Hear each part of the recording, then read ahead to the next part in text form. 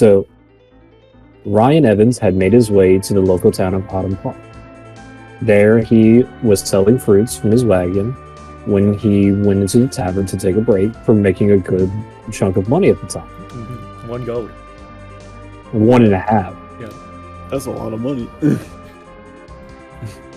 That is actually a lot of money. It's a 10 silver, which is, it's 100 copper to 10 silver to 1 gold. But he didn't make any gold. He got the fucking... He got the foreign money.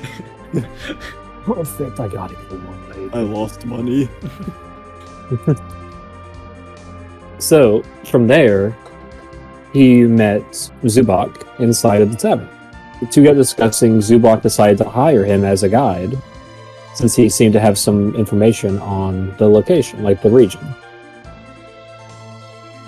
As the two of them were leaving the tavern, walking about the city to see what was going on, they noticed the lack of people. Zubok questioned Ryan on this, who had no information as well as to why there were so few residents, when in past years when he visited there were plenty. They go back to the wagon of Ryan Evans and notice that all the fruits had been dried up. They crumbled on touch even. After examining the area a bit more, they notice some shadows that appear to be moving as they attack them. Combat ensues as the two manage to defeat the shadows as one fled into the tavern, where they discovered the dead body of the tavern owner who they had been talking to previously.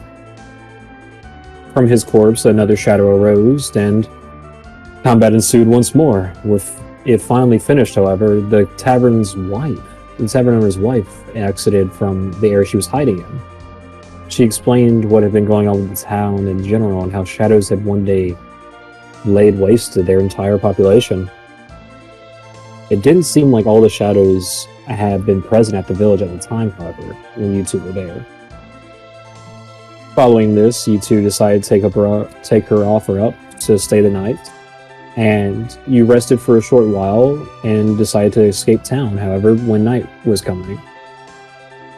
Shadows had already planned to attack you, however, as they had surrounded the exit to the tavern.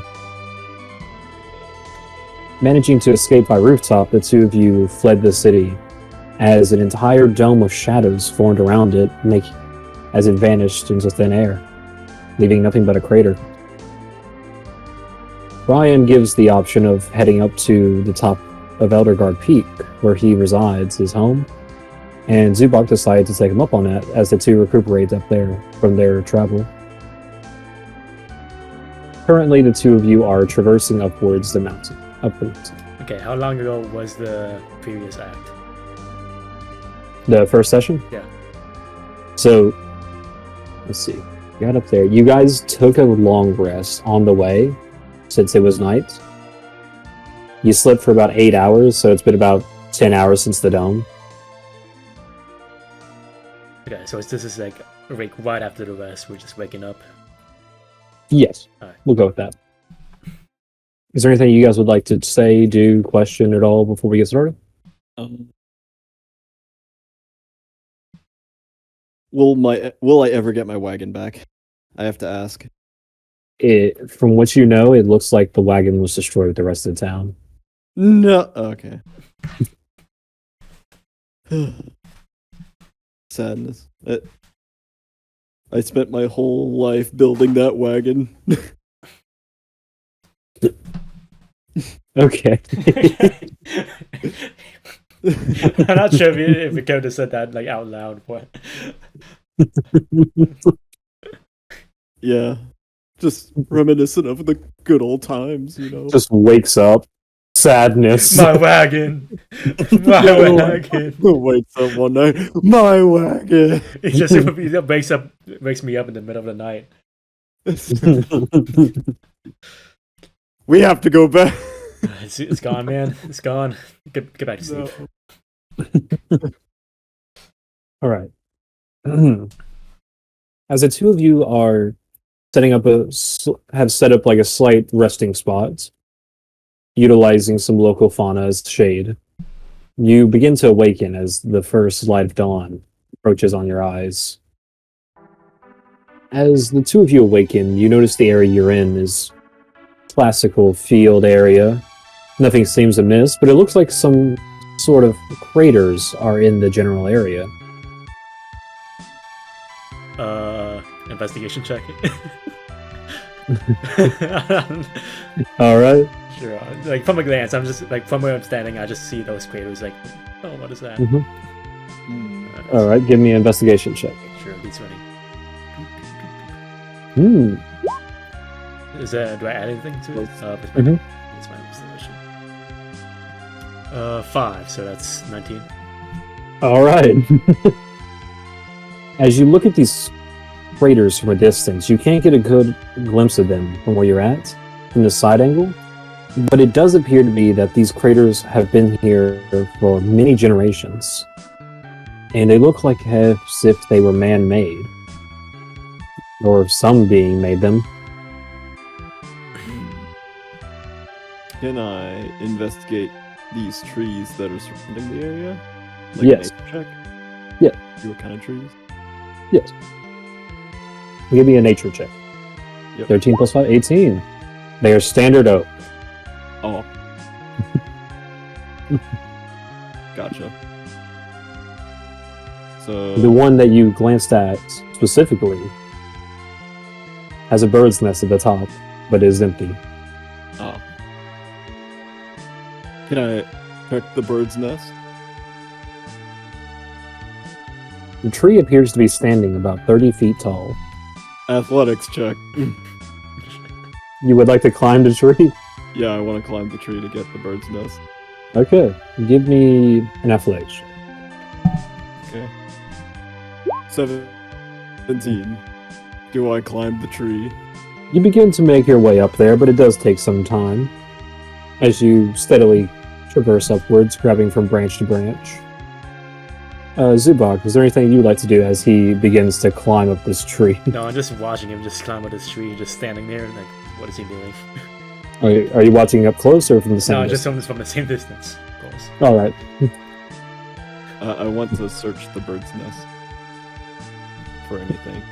As you are now about 15 feet up, he is out of earshot. As you whisper, you want to go search the bird nest. Zubok, you hear slight whisperings from him as he looks at you. What? What was that? Nothing. Oh, Nothing. Okay, Just gonna climb this tree to get a good vantage point. have fun. All right. As you finally make your way to the top, near the top, about 5 feet from the top, 25 feet up into the air, you have arrived at the branch containing the bird's nest. It appears to be some local birds, simply some red birds, having formed a nest here. There doesn't appear to be anything inside, except twigs, a tiny egg, and a bunch of dead worms. I take the egg. You have one egg. Can I do another nature check to see what kind of egg it is? You can. But probably not at this height. It's hard to examine while you're holding on to your for dear life. Okay, then I put the egg in my bag. Climb down. Alright, while he's doing that, can I go up close to one of the holes and check them out? Yes. As he begins to make his descent, you maneuver your way over to one of the craters. As you walk closer, you notice just how deep it actually is. Seemingly 10 feet deep in diameter. It appears to stretch on for about 30 feet itself. Okay, I'm gonna yell out Ryan, hey, you know what these things are? As you have made it back down to about 10 feet from the top, you manage to make out what he says. Yeah, give me a second. I'll head over there.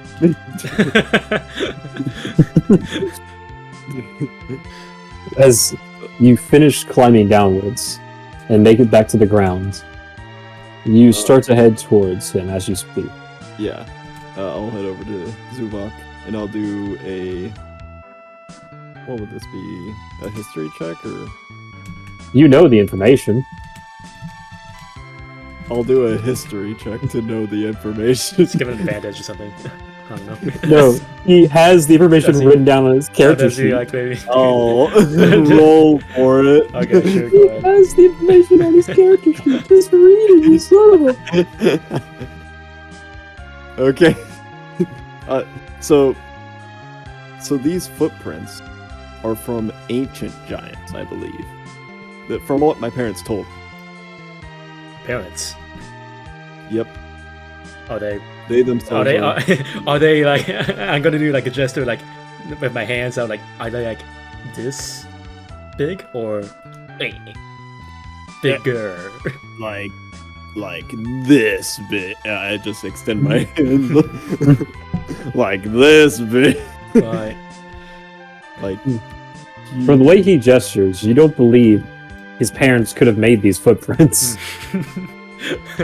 May I ask why you are not as big as your parents? well, you see, my parents, they found me when I was a little boy. I was lost up in the mountains, all alone, no home. I don't know where my original parents went. After his shoddy description, you start to notice that this crater actually does resemble that of a footprint somehow. You can only imagine this monstrosity that would have made these steps. Wait, did Ryan even say that was a footprint in that? Or did he just say it He was made said they were by created by ancient creatures, Okay. and from that you managed to notice the shape of it. Yes. Okay. Is there anything else in the area? What am I gonna say to that? Okay, I don't know, can I take another look around the area? You want to continue through the area? Yeah, let's go up. I What? think we should follow these footprints to see where they lead. What, you want to find out where the ancient giants is? Yeah, I want to find the ancient giants. Why? I don't know.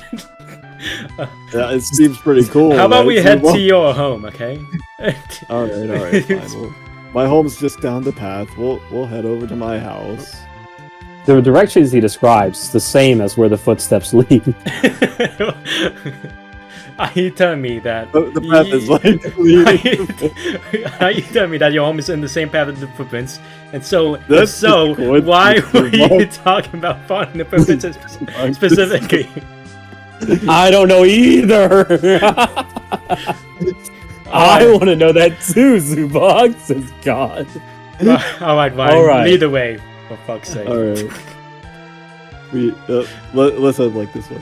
Okay. As the two of you continue, you see another set of the footprints, one on your right and one on your left, seemingly as if it was walking through the area on general stroll. As you continue even further on, you don't see any other discrepancies. A cliffside on your right that stretches high, but the trees all look quite normal.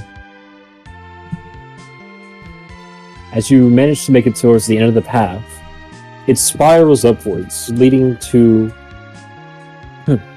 up towards the mountain. As you continue on through the pathways, you start to reach higher elevations, as you now are on the cliffside.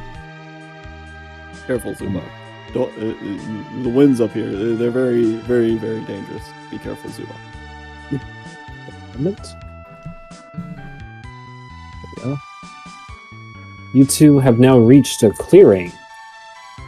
As you look over, you hear rushing water. Is this the path that you took here while going to town? Yes. I go through here all the time, but not with visitors, such as yourself.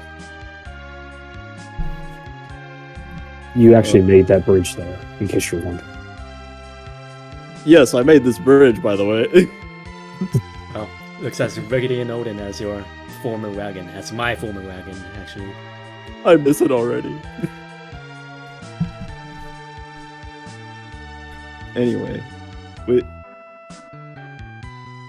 Alright. We gotta keep going down the path, Zubok.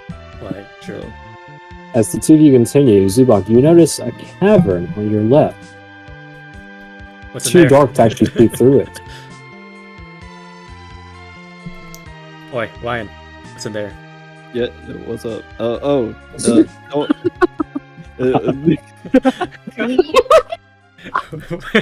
As you tried to get Ryan's attention, it seems he was daydreaming, looking over at the flowing water. sorry, I really want to refill my water. Women didn't think about your wagon still. Come on, what's in there? Look, we should not go in that cave. We don't need to go in there, Zubok. It's nothing but danger in there. It's forbidden. Understandable.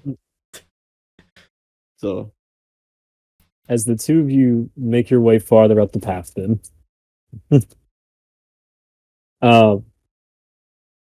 you manage to notice the craftsmanship on this bridge, Zubok, is completely shoddy at best. Yeah, I'm just standing there looking at the bridge like, Ryan, did you manage to put your wagon over this thing? yes, I did. Really? Yep. Okay, I'm gonna fly over the bridge.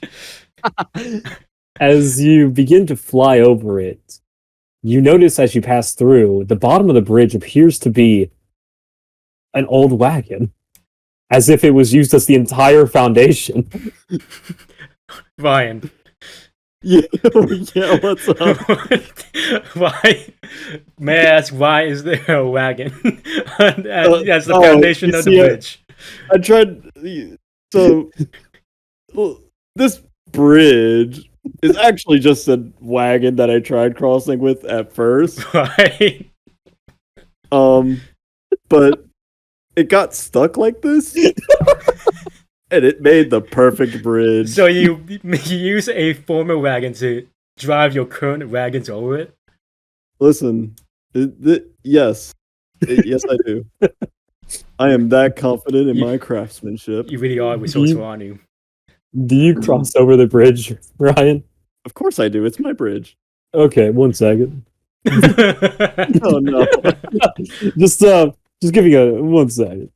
Got my dice here and make a little rolls. You know. Let's see. You're good. As you cross over the bridge, you hear creaking, as if it was about to break at any moment. Ryan, you know the sound is completely normal as you cross countless times, as it manages to withhold itself as he crosses. See, Zubok, it wasn't that bad. As soon as he says these words, the bridge entirely collapses into the ravine. Must have missed your magical craftsman touch then. Yeah. I'm no bridge layer, so. Bridge is now destroyed. Oh, there it goes. What appears is that the wooden planks on the left and right are still there, but the entire middle section of the carriage is gone. Wait, I guess I'll have to come back. And are you fix telling this me later. that since this bridge was just a cart, the first thing you tried was trying to drive this cart over the open water? Well, I mean, I tried just It was a throwing long the cart. So I tried throwing the cart across at first. I didn't quite throw it far enough, and it just got stuck. So, And may I ask what happened to the contents of the cart? I took them out and put them in my other cart. Yeah, you had 2 carts with you. I had to build another one eventually, of course. Okay. Let's keep moving. I don't want to think about this anymore. As the two of you continue down the path, you notice how narrow it actually becomes, where only one of you can cross at a time between these tight ridges. Give me a... What, do I have to cross it? Can I just fly? Oh, you can fly, of course. Do you fly? Yes. Alright. As you fly over these tight edges, make your way to solid ground once more. Ryan... I crossed this countless times. How do you get the cart across this thing? What the hell? He drives carts to cross this. He actually has to do a lot of maneuvering. I'll give you advantage, but I would like a dex check. A dex? Okay. Simple D20 plus your dex modifier, of course. Yeah. Okay. You know what? I'll give you acrobatics. Out of the kindness of my Christian heart. What's This seems like the an difference? if you have proficiency in acrobatics, it would help you. Isn't acrobatics just dex? If you have proficiency in acrobatics, it would help don't. you. That's not my fault. Oh my god. I should have got proficiency in acrobatics. This is an acrobatics moment. Oh, 14. As you hug the edge of this ravine, of this cliffside, you manage to maneuver around. I am impressed, actually. You rolled 2 14s. Thanks. I had advantage. I know. It didn't help. Yeah. You managed to make your way across, joining back up with Zubok. See, Zubok, it wasn't that bad. As he says that, the entire back falls. As he says this, you hear a rumbling as a landslide. No, it's okay. I'll let him have this one. The next one might not be so lucky. As the two of you maneuver once more, you come to another tight ridge. Seeming though, it is wider than the previous one, however, as it seems like it won't be as difficult. Right. All right. As the two of you begin making your way, I'm guessing, Zubok, you would like to fly. Sure. As Zubok begins flying across with his bat-like wings, Ryan begins his way over.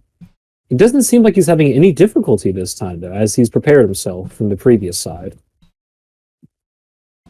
He manages to make it across once more, as the two of you make your way up farther upside the mountain. It seems you finally reached the area. It's taken about an hour-long journey. It doesn't seem like that's hard, actually. It looks like Ryan's not that high up the mountain, as his living space is in sight. Oh, is that my house? Oh yeah, there it is. He's so surprised to It's see hard all- telling which one is my house. Change every year. Waiting. As the two of you make your way into this area, Zubok, you notice a giant field of gourds and pumpkins. No actual houses or buildings or infrastructures at all, it seems. So, where's the house, Ryan? Oh, it's just over here. I point over to like this pumpkin. What? As Ryan starts making his way through, do you follow after him? I just Go on, slowly. Zubok. This is where my house is. He What? stands near a giant pumpkin with seemingly no regard for anything out of the ordinary. Here, I'll show you the front door. It's just like a cutout of like the pumpkin on like hinges. This explains a lot, to be honest.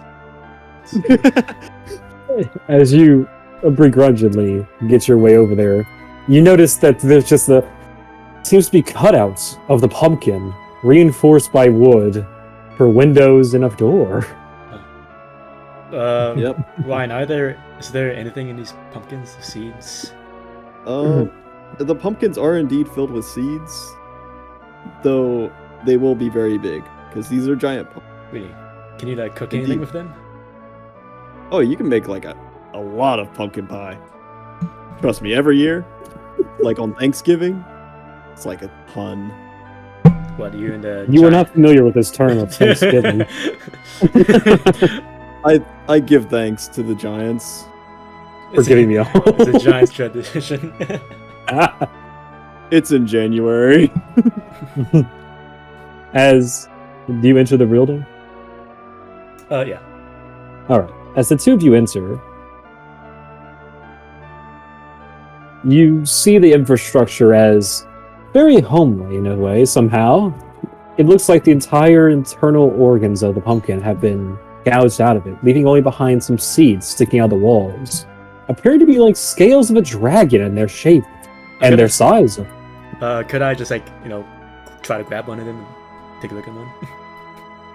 You could. Yeah, just do it. Right, is there anything you'd like to do as you notice Zubok reach for one of the seeds on the walls? I let him. No harm, no foul. As Zubok pulls one of the seeds from the wall. The whole pumpkin begins to rumble until it stops.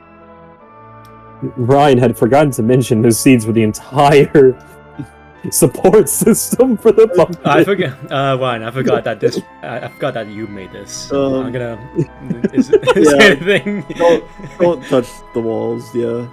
Alright. I'll just You had to have something holding this thing up. I'll just edge myself near to the entrance, like just slightly, Listen, just in case. I don't know how this thing's being held up, but just don't touch the walls. I understand now. It's all about it's being held up, and he's like, I don't have a clue.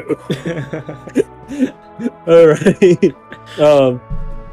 Throughout the room, though, it does seem like he's set up a decent living space. He has a bed frame. He has a kitchen area, which is just one pot and pans and a slight stack of wood. But it does look like he has managed to live here for quite some time. Yep. Home From the sweet roofs, you can see that he has hung up some different types of foods from local fauna. He has grapes suspended by nets. He has apples the size of your head on pikes stabbed against the wall. I'm not psychotic, I swear. Alright. Anyways, could I get you something to eat, Zubok? Preferably something that's, I guess, vegetarian? Sure. Because otherwise I don't have any meat, sadly. Could you have one of the? Can I get one of those pumpkin pies you've been talking about? Sure. Give me you one. realize... do you exit the pumpkin to go get one? Yeah, I exit the pumpkin to get, like, I go inside this pumpkin and just carve. As you make your way over, you notice something strange. In the middle of your field, there appears to be a post. A small wooden post that you don't recall having planted there or seen before. What's this? As you grow closer to it, you notice it's a wooden post with a skull at the top and a curved crest underneath the skull.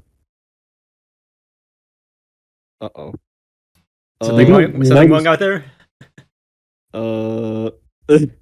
You don't think anything of it, really. It seems like an old wooden post. The skull's not even made of bones, it's just wood. This Oi, is very Ryan, strange. you okay? Yeah. Just vandalism. I pick up. What?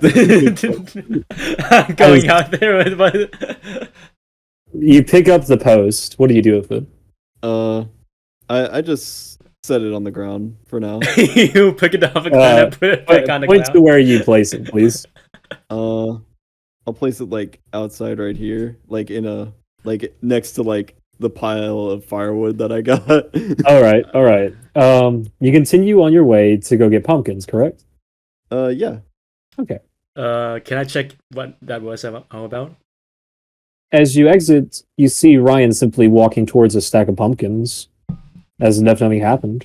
Ryan, what was it? Yeah. Oh, it's nothing. I just placed an extra piece of firewood on my firewood stack over there. What? It's just a piece of wood I found. Don't worry about it. As you look over at the firewood stack, you see a post that had been thrown over there. Its shape doesn't look anywhere similar though to how Ryan had originally seen it.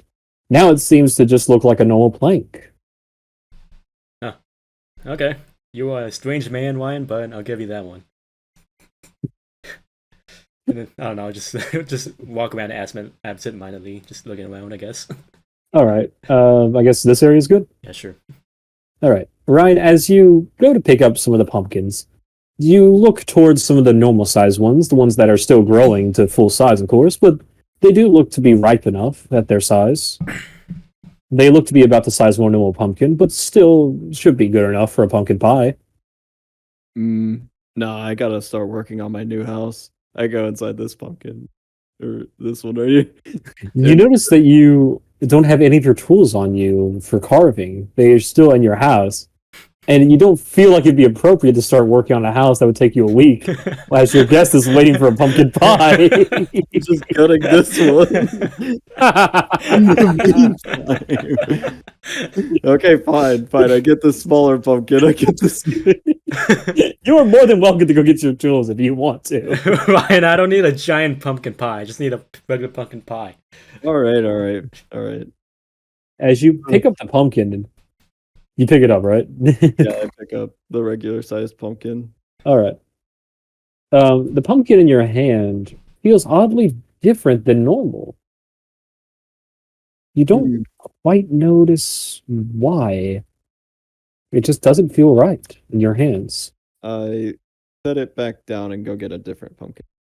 As you set it back down and pick up another pumpkin nearby, this one to the left of it, hold on, move the piece.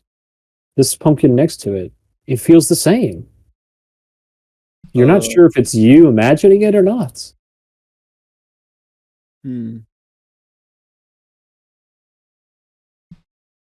I'll actually go over to these pumpkins. I'll put that one back down and go over to those pumpkins. All right. As you approach these pumpkins, they seem no worse for wear as you pick up one.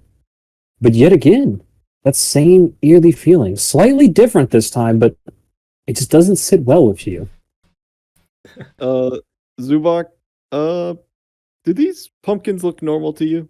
No, I have been noticing that you seem to just be picking up and are you lifting weights or something? What's going on? Give me a investigation check, Ryan, for the pumpkin that you just picked up in front of me. Okay. Since you're trying to figure out there's something wrong with it. Yeah. It could be nothing. It could be the wind.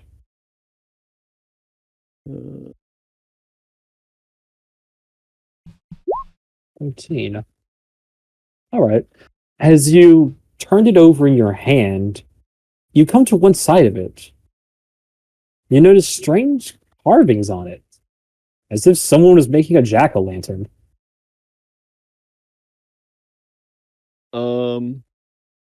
Hey Zubok, are you carving into my pumpkins? Well, not unless I had any reason to do so. In which case, maybe. But no, not as of yet. Yeah, no. Are you still examining the pumpkin? Yes. Okay. As you are continuing to look at these, you see the eye holes that have been carved into it. As you peer into them, however, a spark of red appears as they start to glow red. I like throw the pumpkin down. Give me a dex roll. It's for throwing to see how far you throw it. Okay. Are you throwing it at your feet, or are you trying to throw it away from? Oh, I just drop it. Like. You just drop it? Yeah. Oh, okay, perfect. You have to make a roll. You don't have to make a roll anymore then. I also rolled a 20. You managed to immediately drop it. The second you notice this happen. As it lands onto the ground, it shatters and explodes on the ground, bursting outwards.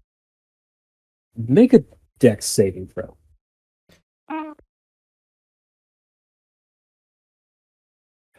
Perfect.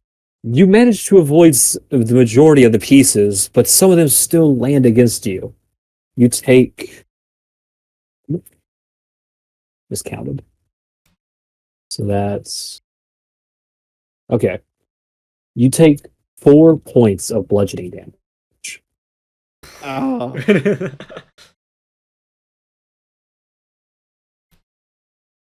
As this occurs and the burst exuberates outwards, the sound ringing. Zubok, you are alerted to this now as you hear this boom from Ryan's direction. As this happens, however, it seems to have stirred something awake. As you look around, you start to notice the pumpkins started to move on their own.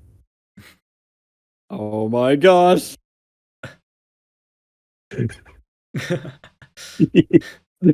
Right.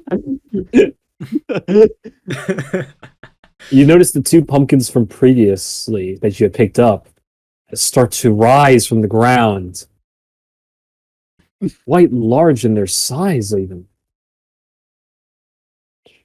You know, I would have just kept on picking up pumpkins. Well, I did mention that the ones that you had picked up in this area were different than the previous ones. The two that you had picked up prior appear as this creature. I sent the image in chat to help like describe it some. Mhm. Its roots as its legs, its arms as leaves, its mouth gaping wide, ready to devour. As another group of pumpkins start to stir as well, the ones near where you had picked up the one that exploded. Seemingly, their form doesn't seem anywhere as grotesque as the previous ones, however. Zubok, I could use your help. As this occurs, I need you both to roll initiative. Alright. I had a really funny thing in mind, John. If you if you failed the first check, I was gonna have the pumpkin try to eat you. Gosh. Luckily, yeah, you passed all of them, or at least you didn't examine those two nice, like closely. So that's a 10 from Pigs. And Initiative. Yeah. Your dex is a +4, right, Pigs? My dex, yes. Okay, yeah. So initiative for you is 6 + 4, 10. John also got a 10. So in this circumstance, it's a great moment, actually. You guys rolled the exact same. So under these circumstances, you can choose to either take your turn at the same time or have one of you take it and the other one goes after. It's up to you two. Okay.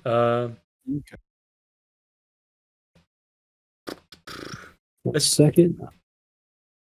Oh, you guys can discuss. Don't mind me. I'm just writing down their initiatives and yours as well to get the table set up. What do you want, John? I mean, if you want, you can go first. That way. I'll go first, I guess. Sure. Okay. Right. One moment. Gotta look at all their stats and get their initiatives. So these guys have a plus. Okay.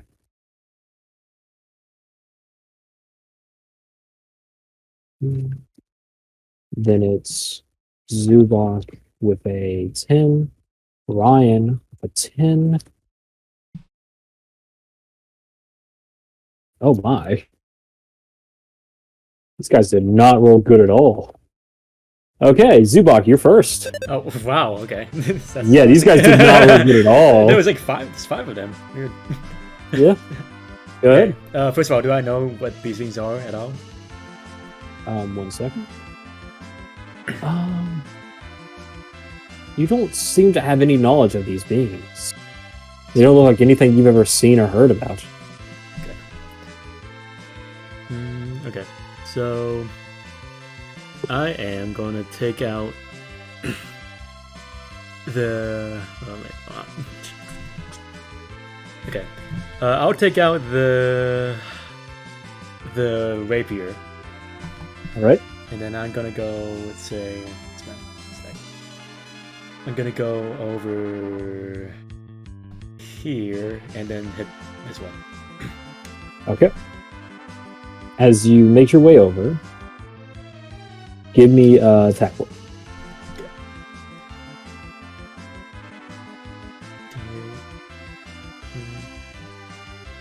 Oh, that's 1. That's a nat 1. My first nat 1. It's his first one.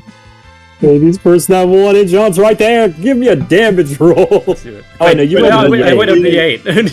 Ah, roll d20. Yeah. Sorry, I'm so sorry. I messed it up. No, it's okay. It's okay. I was about to kill John. I mean, what? Yeah, I would just killed him. I got a 2. It's not that good.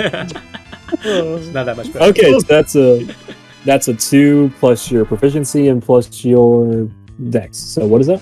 2 plus proficiency and dex. So that would be 6, and then the proficiency is 6. So that's 8. Okay. As you go to stab these tiny pumpkins in the ground, they narrowly avoid your stab, however. Fucking little shit. Yeah. It is now your turn, Ryan. Alright.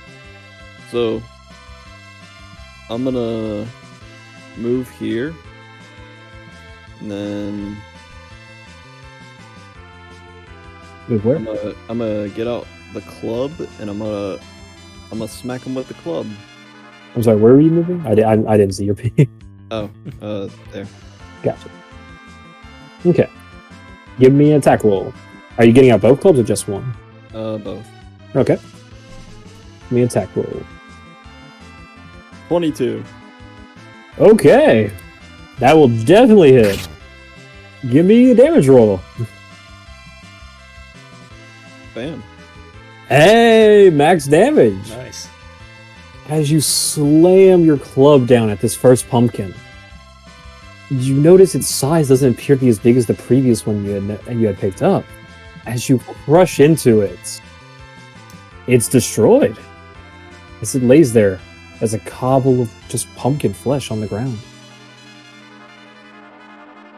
Smashing pumpkins.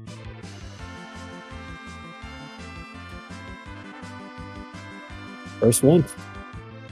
And I'll end my turn. Okay. Building in from rotation. Okay. As your turn ends, it looks like the big pumpkin, one of them at least, behind you, has begun to make his move. As he travels over, his movement speed or moves. As he travels over at you, 15, 20, 25, 30 feet. He now stands behind you, Zubok, looming over your shoulders. At this distance, he appears to be making an attack at you, a bite at you. He does a 16. That hits. Does it hit? Yep. It hits. Oh no. That is 9 points of damage. Oh yeah, yeah. I rolled max on one of them. Alright. Oh, shoot. From here, the tiny pumpkins. This one right here, for instance. You notice it's about the same size as the one you had just smashed. However, it doesn't seem to be trying to move at all.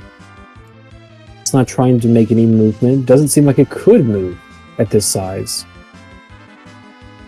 You notice it start to puff its cheeks as if it's about to do something until suddenly it explodes.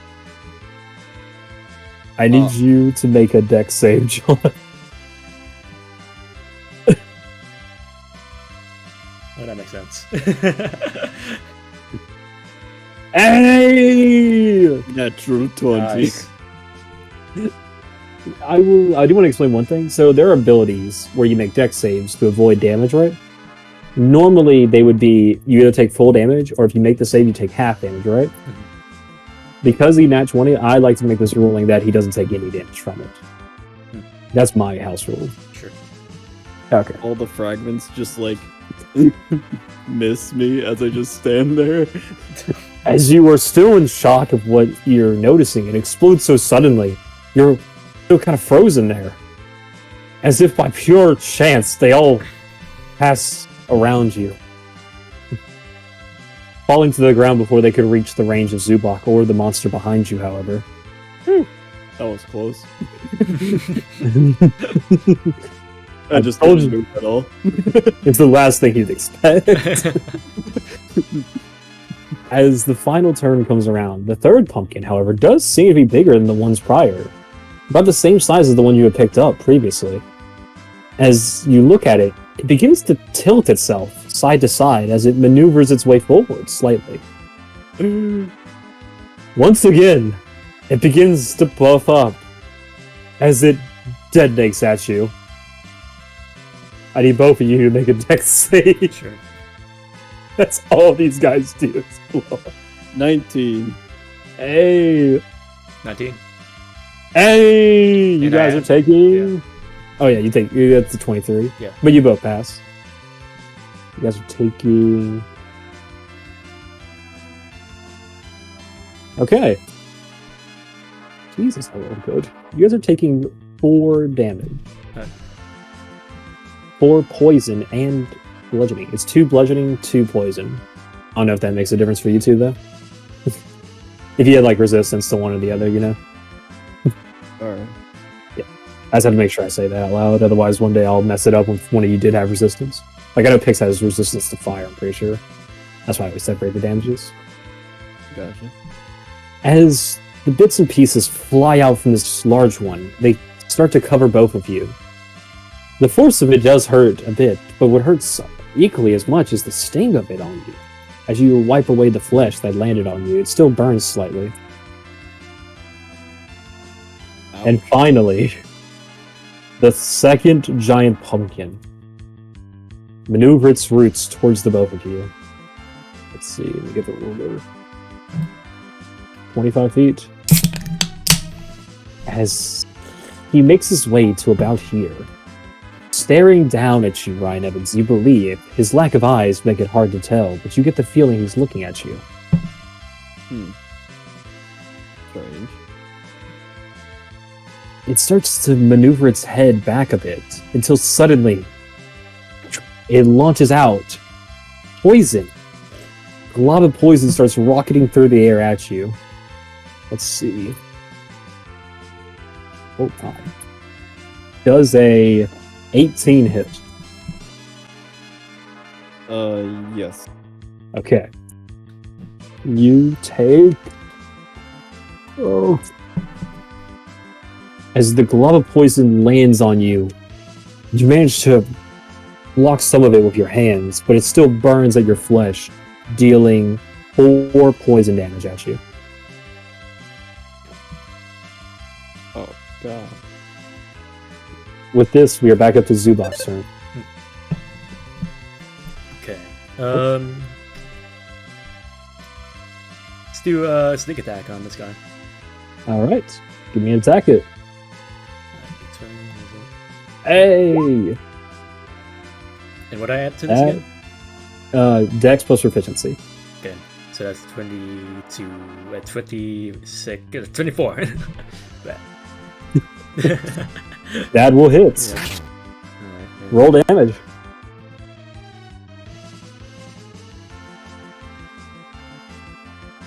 Oh, dang.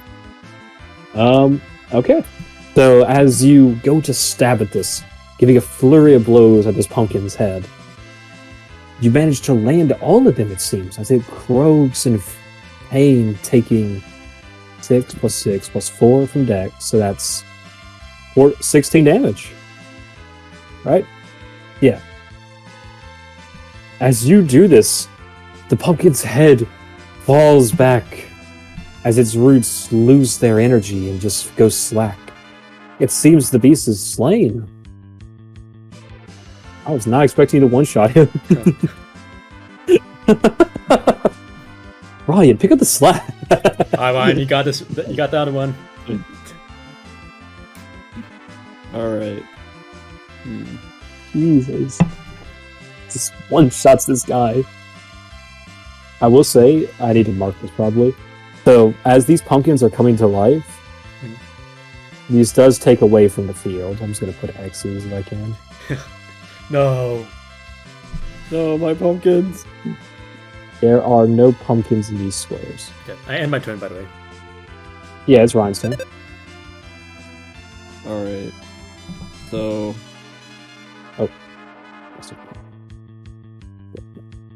I'm gonna use Cure Wounds on myself. Alright. That's one spell slot.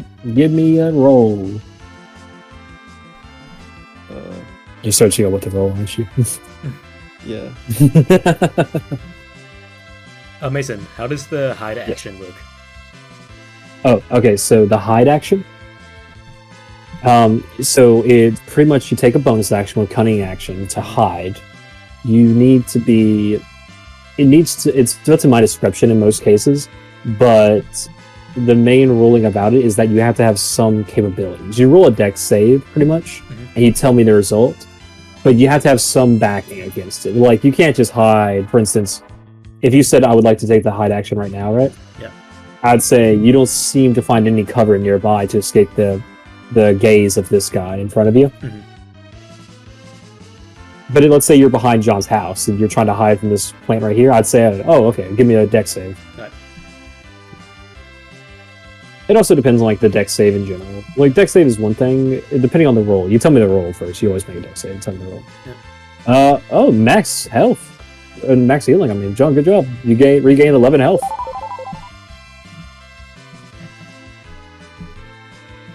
John. Okay.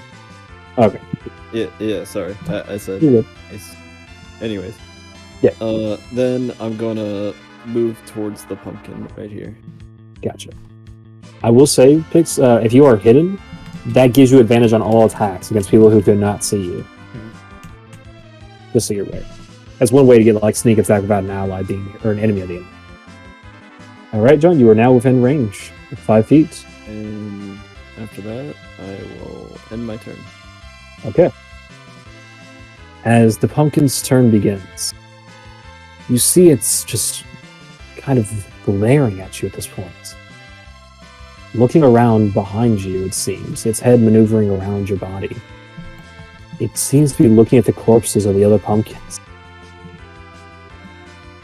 As you look to your right, as it looks to its right, it begins to move its head back once more, shooting out poison at this area right here. As the poison lands on these 3 pumpkins, it seems to grant life to them.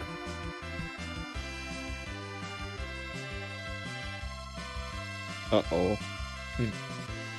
As these 3 large pumpkins turn into more of these disturbing creatures. And with this, it is back to... I gotta roll initiative for these new creatures I forgot. Second. The good thing is, these guys have terrible decks. Okay. It'll actually be this pumpkin's turn. As he makes his way, tilting himself left and right, try and maneuver. He manages to make it this far before stopping suddenly. With this, we are back to Zubok's turn. Okay. So I would like to go here. Right. And I'll do a sneak attack. 1 sec, let me measure that, make sure. Alright. There we are. Oh. There we are. Give me attack roll. 17 plus. That will hit. Yeah. Okay, give me some damage rolls. And Ryan, Zubok carrying you. And you heal Kill yourself. the pumpkin too. 6, 3 13. plus 4, 13. As you once again unleash a flurry of piercing strikes at this creature, this time from its side, keeping it by surprise. It manages to hold on despite the numerous holes penetrating it. As pumpkin juice leaks out of its skull. It seems to steady itself to a certain degree, but it's looking pretty beaten up here. With this, we are back to Ryan's turn. Alright. So I got a question. Yes. If I do a normal attack on one target, can I do an offhand attack on another? 1 moment, let me check. You take the attack action with a light weapon that you're holding in one hand. You can use a bonus action attack with a different light weapon that you're holding in the other hand. It looks like you can. It's perfectly legal. Okay. Yep. Go ahead. Then I'll do a main hand attack on him, and then Let's make that first main hand attack. Yeah. John, Let's not get John. crazy here, John. John, can I give some advice? oh, sure. I would not You're go. free to talk again. I would not go near those mines. To be honest, What's a mine? the pumpkin Oh, yeah, explosive device, the monsters. All right, John, roll to hit this giant monster. Okay. Then never mind. I'll just attack this one. I will say, I forgot to tell this earlier. The pumpkins that explode are about the size of a normal pumpkin. The other ones with their roots attached make them about as tall as the two of you. Okay, what's he gonna roll? Ooh! As you go to hit him with your club, he simply avoids the attack and all. Off-headed. Alright, roll to hit. Is that legal? Yeah, it's legal. Okay. As long as you make the attack, you're good. Oh yeah.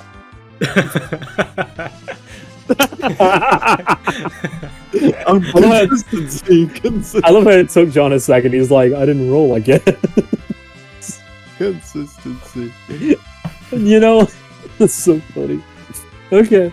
As you go again with the same weapon in your offhand, it seems you have an equal grasp on both your hands. You might be ambidextrous because it seems to dodge it yet again with no worse or better result. Is there anything else you'd like to do? On my turn. Alright. As your turn ends, we return once more to this guy's turn.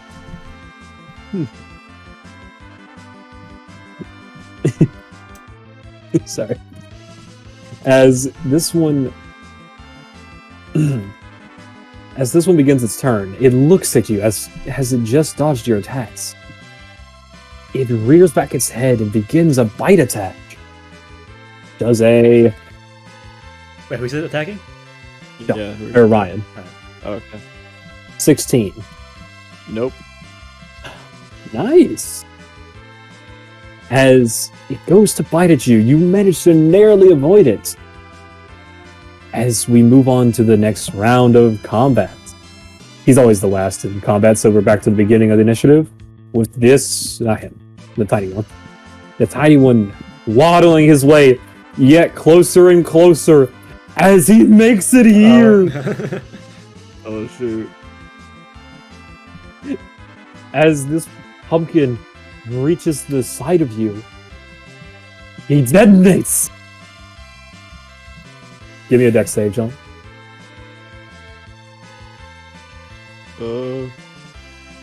17. All right. Roll for the dice. Let's see.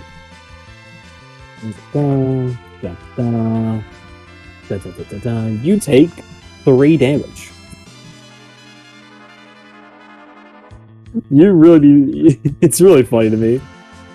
So the damage is half rounded down, so just imagine if it wasn't, if you didn't pass that save. Oh my gosh. Oh yeah. Alright. As the pumpkin explodes, shooting out shrapnel back at you again, you notice that this plant monster, the other one, the bigger one, was also in range of this explosion. Surely he also took some damage from this. But as you look over, the explosion's shrapnel that landed on him seemed to have no effect. As if he is immune to it. Wow. Oh no. Well, that was my idea. I do love how it actually says each non-pumpkin creature within 5 feet.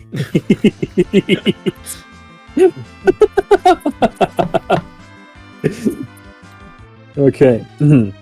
As this happens, we go over to the second tiny pumpkin.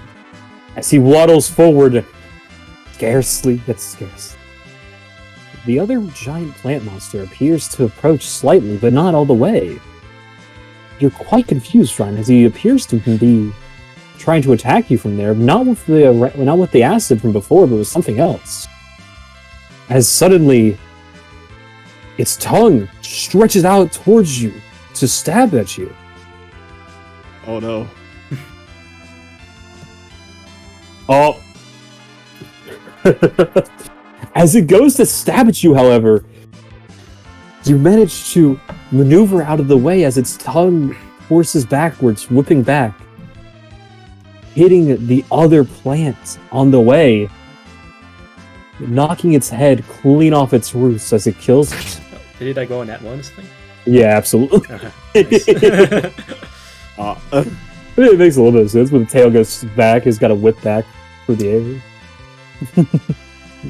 And with this, we're back to Zubok's turn. I said it right that time, right? Yes. Zubok? Yes. Okay. Okay. Let's see. I would like to take out my bow and shoot at let's see, this guy. I forgot to mention these pumpkins. This one's 10 feet tall. Mhm. This one's 20 feet tall. Oh, Or I see. about 15 to 20. 15 to 20. Oh, okay. So you're shooting at that one? Yeah, can I move first real quick? Yeah, you can. I Where'd would you like like to go? to fly up here. All right. Then measure those. If you want to, like if it's a distance like that, you can use the ruler tool, and I can see the measurements. Oh, shit. I got the wrong spot. Right here? Yep. Or right here? Yeah. Here. Okay. Gotcha. So 20 feet of flying. Actually, wait. No, it's 10 feet tall. So it took you 15 to get here. 25 feet. 25 feet. Okay. Actually, no, wait. It's 10 feet tall. You have to go 10 feet up then. So you have to be 5 feet over, 10 feet up. So actually 30. It took all your movement. Yeah. Okay. So make an attack roll against that pumpkin. The small one or the big one? The big one. All right. There's a 10, and that's adding, what is it? What's that again? I keep forgetting. you know it's your dex, right? Mm-hmm. I know. What's the other thing? It's in 6 infant proficiency. So Okay. 16. All right. That will hit. Alright. Roll the damage. And then- Good hit. Brian, why can't you be like him? You rolled 16 with 2 rolls. He rolls it with 1.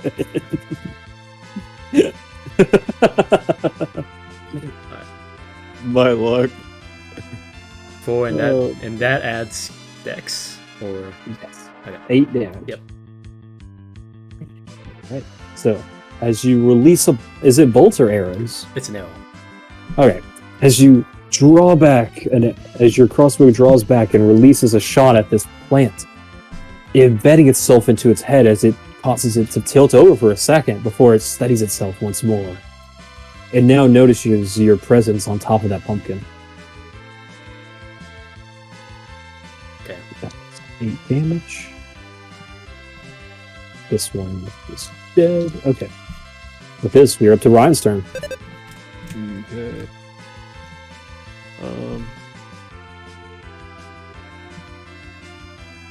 What do I do? I would suggest not getting next to it.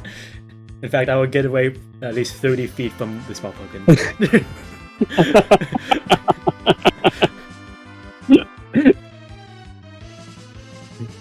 Well, looks like I have no other choice. Please, no. I'm gonna get close. All right. Where would you like to go? Right there. As you approach the 2 pumpkin monsters. The one on the ground appearing to smirk at you. He knows what's up.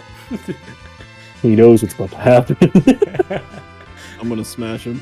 What? What are you Alright. smashing now? Oh my god. I'm gonna kill you. You do remember Zubok. You remember last night you smashed one of the tiny ones. Mhm.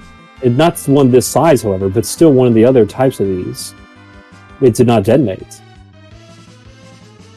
This one is larger than the one he had smashed previously, Mhm. and it's able to move, it seems, but it should have similar effects, maybe. Roll to hit, John.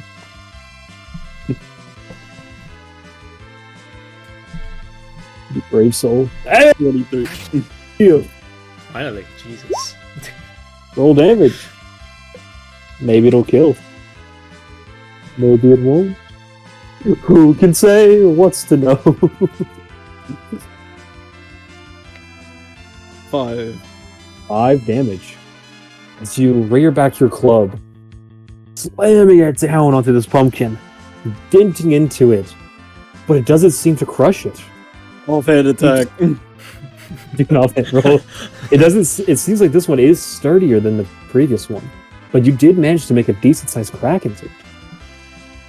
Do I have to roll to hit again? Yeah, always. Every attack. Every attack, John, what you mean? You don't get free hits in this county. Why not? 18. Alright, roll damage. That will hit. Where was any of this energy? Five. Oh, that's you. As you lean back, you second club, Consistency. sure of yourself, slamming it down into this pumpkin. It manages to go through it, but its internal structure is still there. It just has a hole through its top now.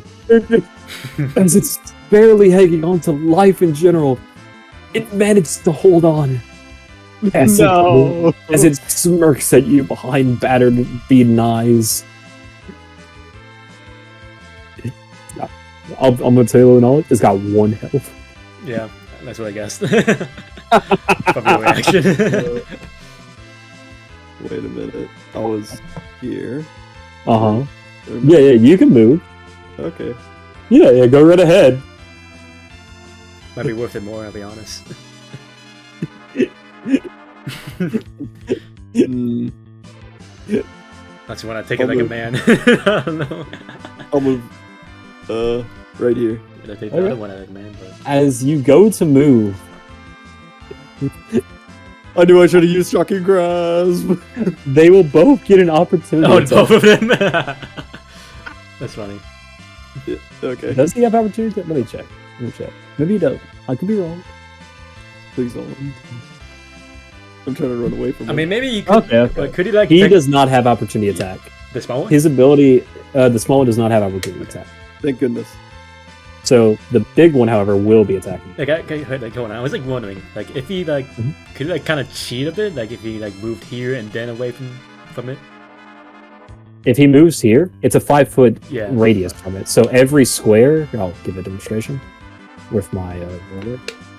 So this radius of this plant is the 3x3 area around Yeah, it. I'm saying, like, the other one, the small one. If he does the small Oh yeah, with so small he one. would be right here, right? Yeah. And then he moves away, he would still get opportunity attacked by this one. Yeah. Okay. The small one does not have doesn't have an opportunity attack. If it did, Wait, though, if it he did. would get opportunity attack by the small one the second he moved Oh, here. I see. Okay. Yeah. Yeah. So John is getting opportunity attacked, and it was a 20, not natural, not a natural 20, unnatural 20. Yeah, that hits. So it is doing a bite attack at you. Alright. That's 2d6. 9 plus does 11 damage. Ow. Oh, god damn. As this pumpkin clamps onto your shoulder, its poisonous saliva digging into your skin, burning at you. You manage to pry it off, but you are heavily injured from that attack. I'm like moving here though. Okay. That's That'll- 15 feet, use 10. You still have 5 feet. Get right there. Thank you. As you run away in the pain, confusing your steps, you manage to make a quite considerable distance between the two of you. All right.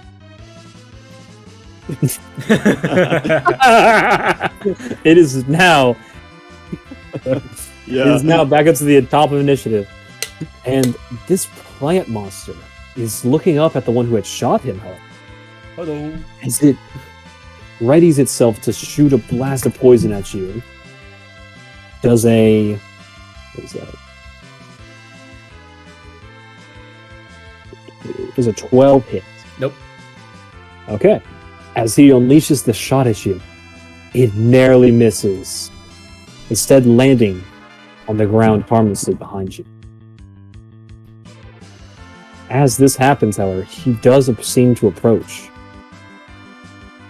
As he gets here, he climbs up onto the top of this pumpkin here. is he is now about 5 feet below you Okay. and 5 feet to your left. Hey, wait a minute. No, that was one of the other pumpkins. Oh yeah, you're right. I forgot. I had markings on it. Thank you, John. As he gets here, that's 10 feet of movement. That's 15 feet of movement. He is now 10 feet below you and 5 feet in front of you. I see. So yeah, there's 15 feet between the two. The tiny pumpkin's turn next starts as he makes his way towards you, Ryan. It's not exactly the fastest thing. Okay. As this happens, it's back to Zubok's turn. Okay. So it's 10 feet below me? Yes, 10 feet below you and 5 feet in front of you, so it's 15 feet away. So it's 15 feet away. Okay. Could I... Let's see.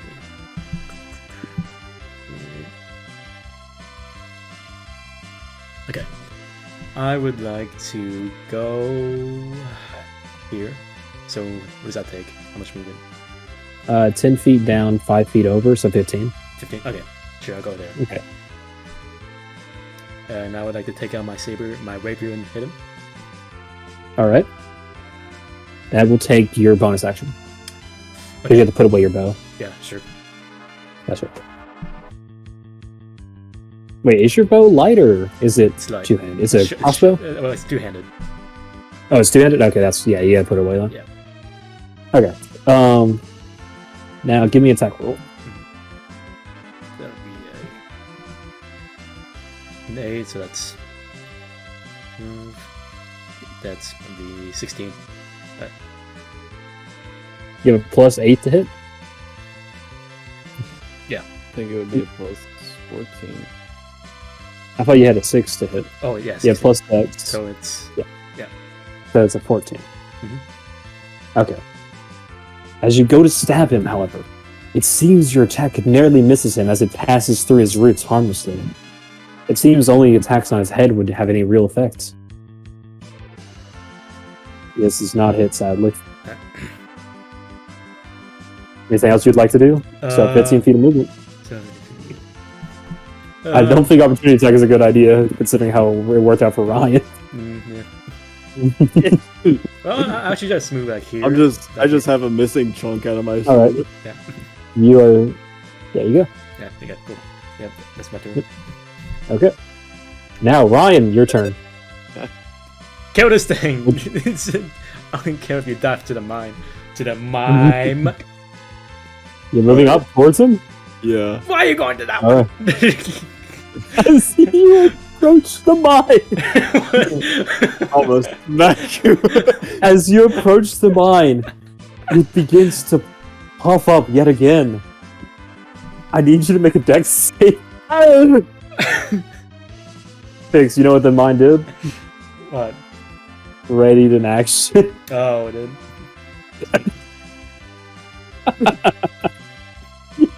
It readied its action, man. That's hilarious. Why'd you approach it? You have a bow! I was gonna hit him with the club. What'd you get on the dex save? I'm dead. Oh my god! Okay.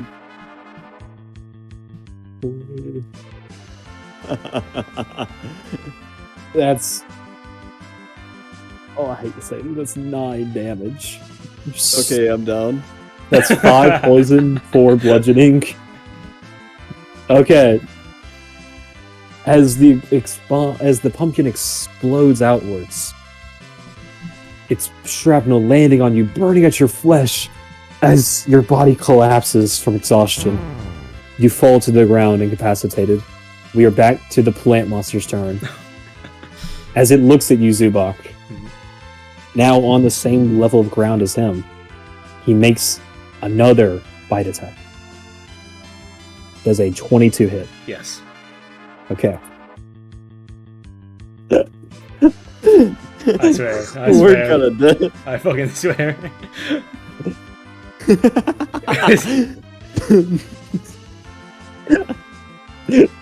2 damage? Okay, yeah, I'm fine. Plus 2, so 4 damage. Thank goodness. I rolled the lowest for both. That's so funny, but I rolled nearly max for John. I feel like this game is rigged. It is your turn, Zubok. Alright, well, let's just fucking hit him with the saber. With the Alright. yeah. Now, You can also maneuver your way to go save Ryan if you wish to.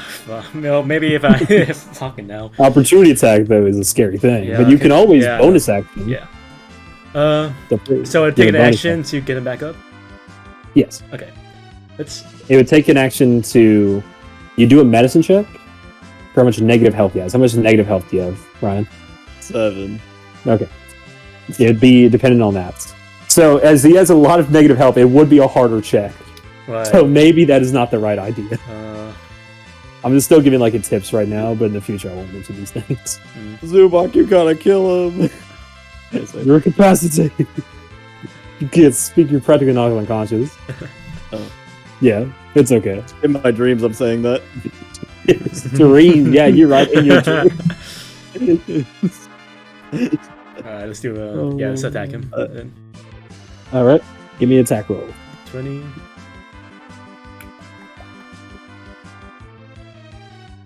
Okay, 14. Oh. That's. Close. Come on, you know this. You know this. Hold on, I'm doing my math. It's 20. Dear God, what kind of mental math was that?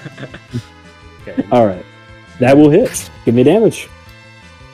Ooh. If it will help you any, you can. Oh, yep, that's 5 damage. What is As you once again, what is it? What are you gonna say?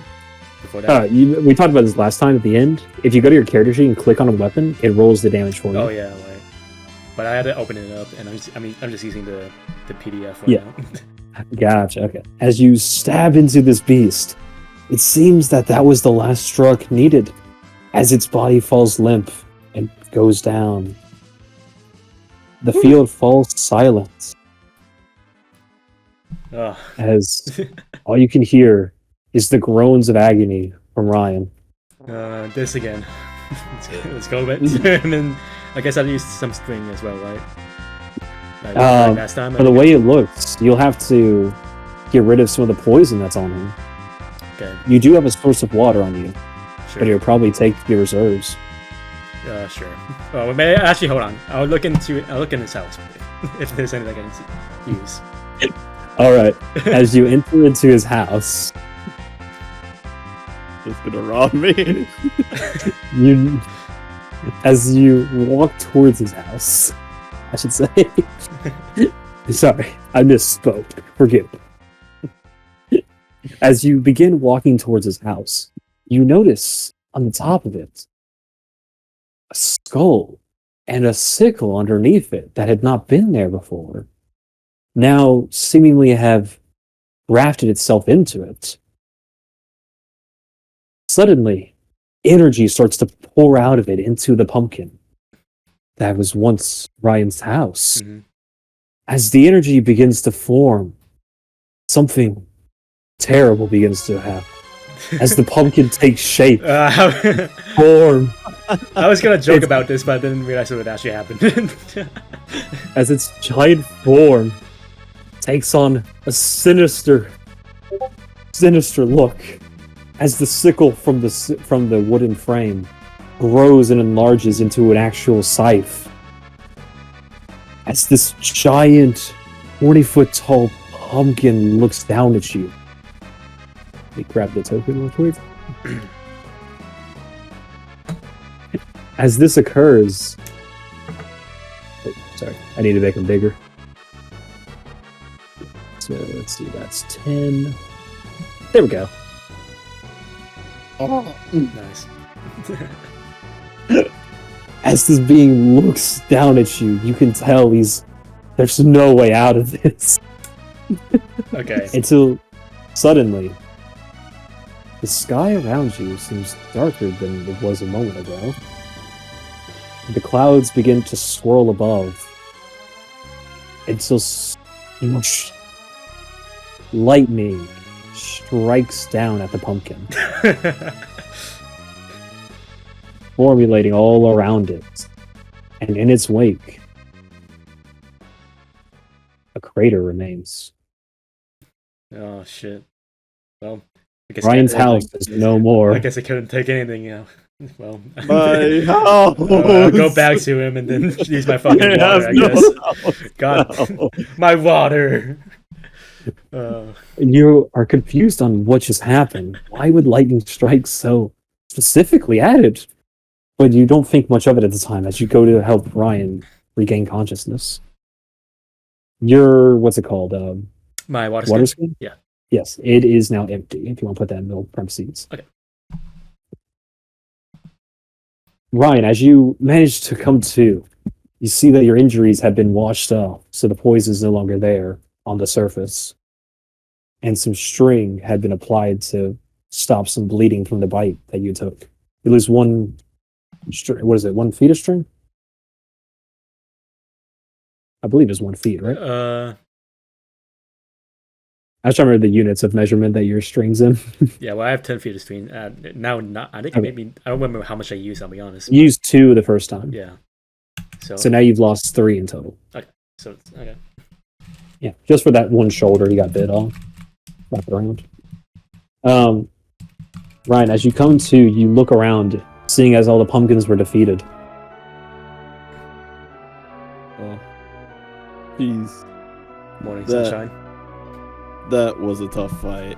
Well, it wouldn't have been if you had made better choices. To be honest. Maybe. Oh, so it seems like we've been imparted with a divine blessing, my friend, and I just point towards the crater. Maya!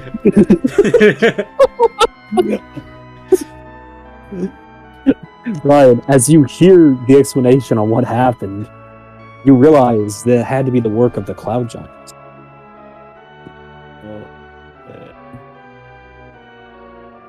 As you, do you want to go look at the crater? Yeah, All right. Would you like to go with him, Zubok? Sure. I Okay. go to rummage through whatever is left. As you go look through the crater, trying to find anything left over, you manage to find. This is how you get the loot. You manage to notice as you make your way down into it that on the ground of the crater is actually text engraved from the strike itself. In large writing, it reads, Ryan Evans. Hold on. Ryan Evans Dimbali. You have been beseeched. You are to report to Mooncloud Castle at once. Under the orders of Zephyrus Stormwind. Oh, shoot. You find any leftover pumpkin? I have to report to my parents, Right. so... Well, I guess I'm done babysitting, huh? Why does this sound like a conversation like, I gotta go home, guys? Mom called. You recognize the name as the Lord of the Cloud Giants, not your I'm in parents. so much trouble. You recognize the name as My the parents Lord, would be mad as at me. the Lord of the. Can I go down there and check it out quickly Yes. too? Yeah. No. You notice in writing, your associates are also to attend. Does Well, that? Looks like you're coming with Are you me, fucking Zubok. kidding me? You have to. What? And then if I don't, I'll get struck down by lightning. I'm guessing, right? Exactly. Yeah. Sounds about right. Oh my No idea. god.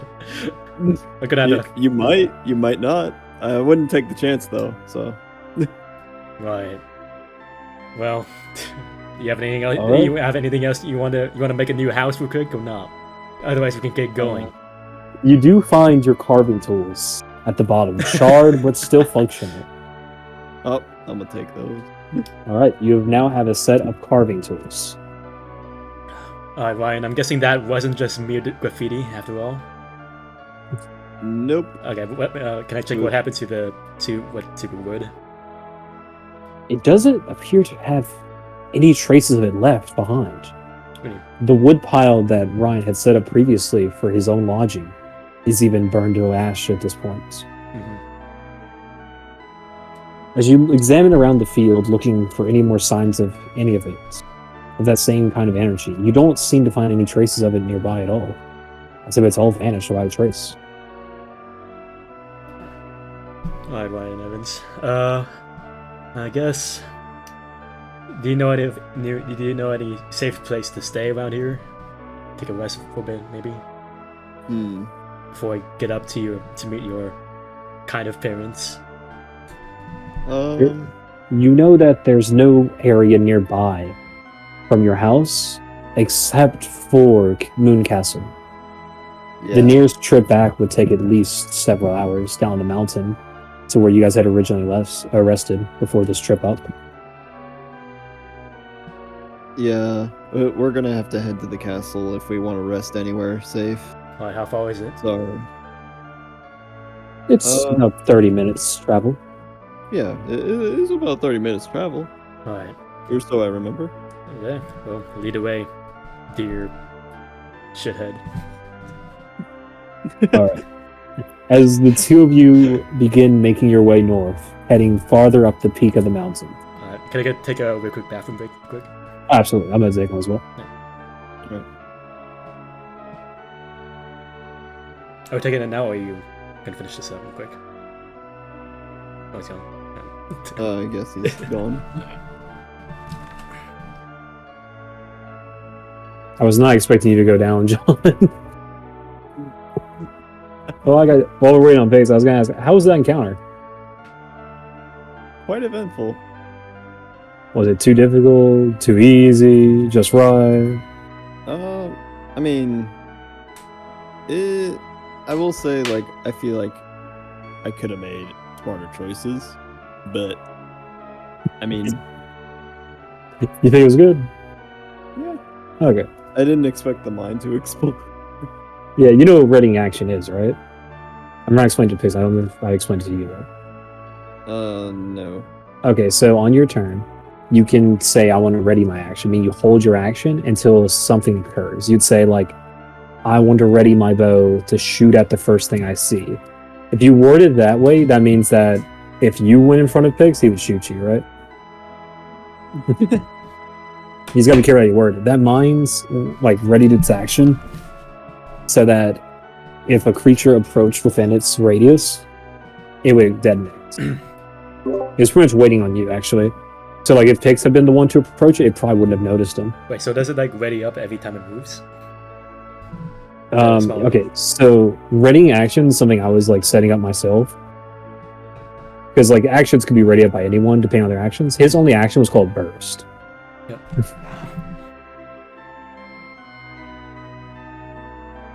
And so, I actually... Oh my goodness, I actually could have made that pretty creepy. Its action burst, not only does it detonate, it also moves again.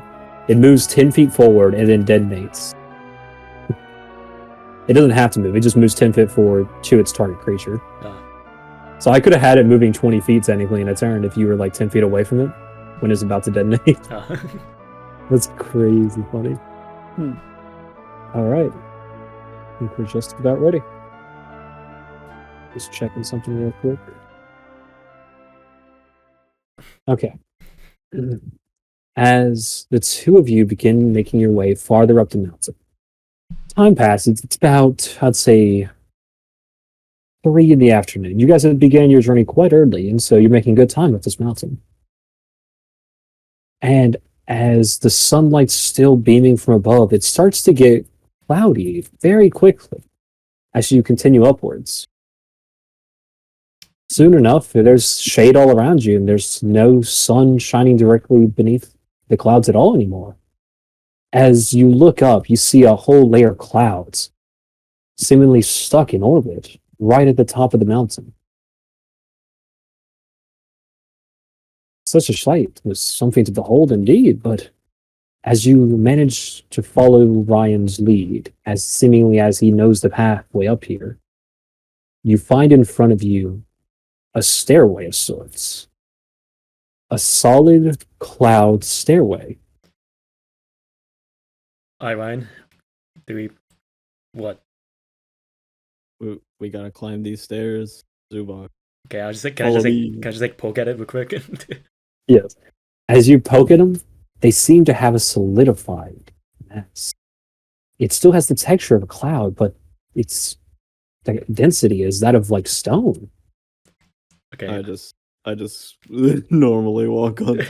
I'm gonna like pretend I'm walking, but I'm just like flying a little bit, like hovering over a bit. All right. But like moving my legs just to pretend I'm walking. As you two continue up this way for some time, it finally breaks through. As you reach the layer above the clouds, before you stands this enormous castle,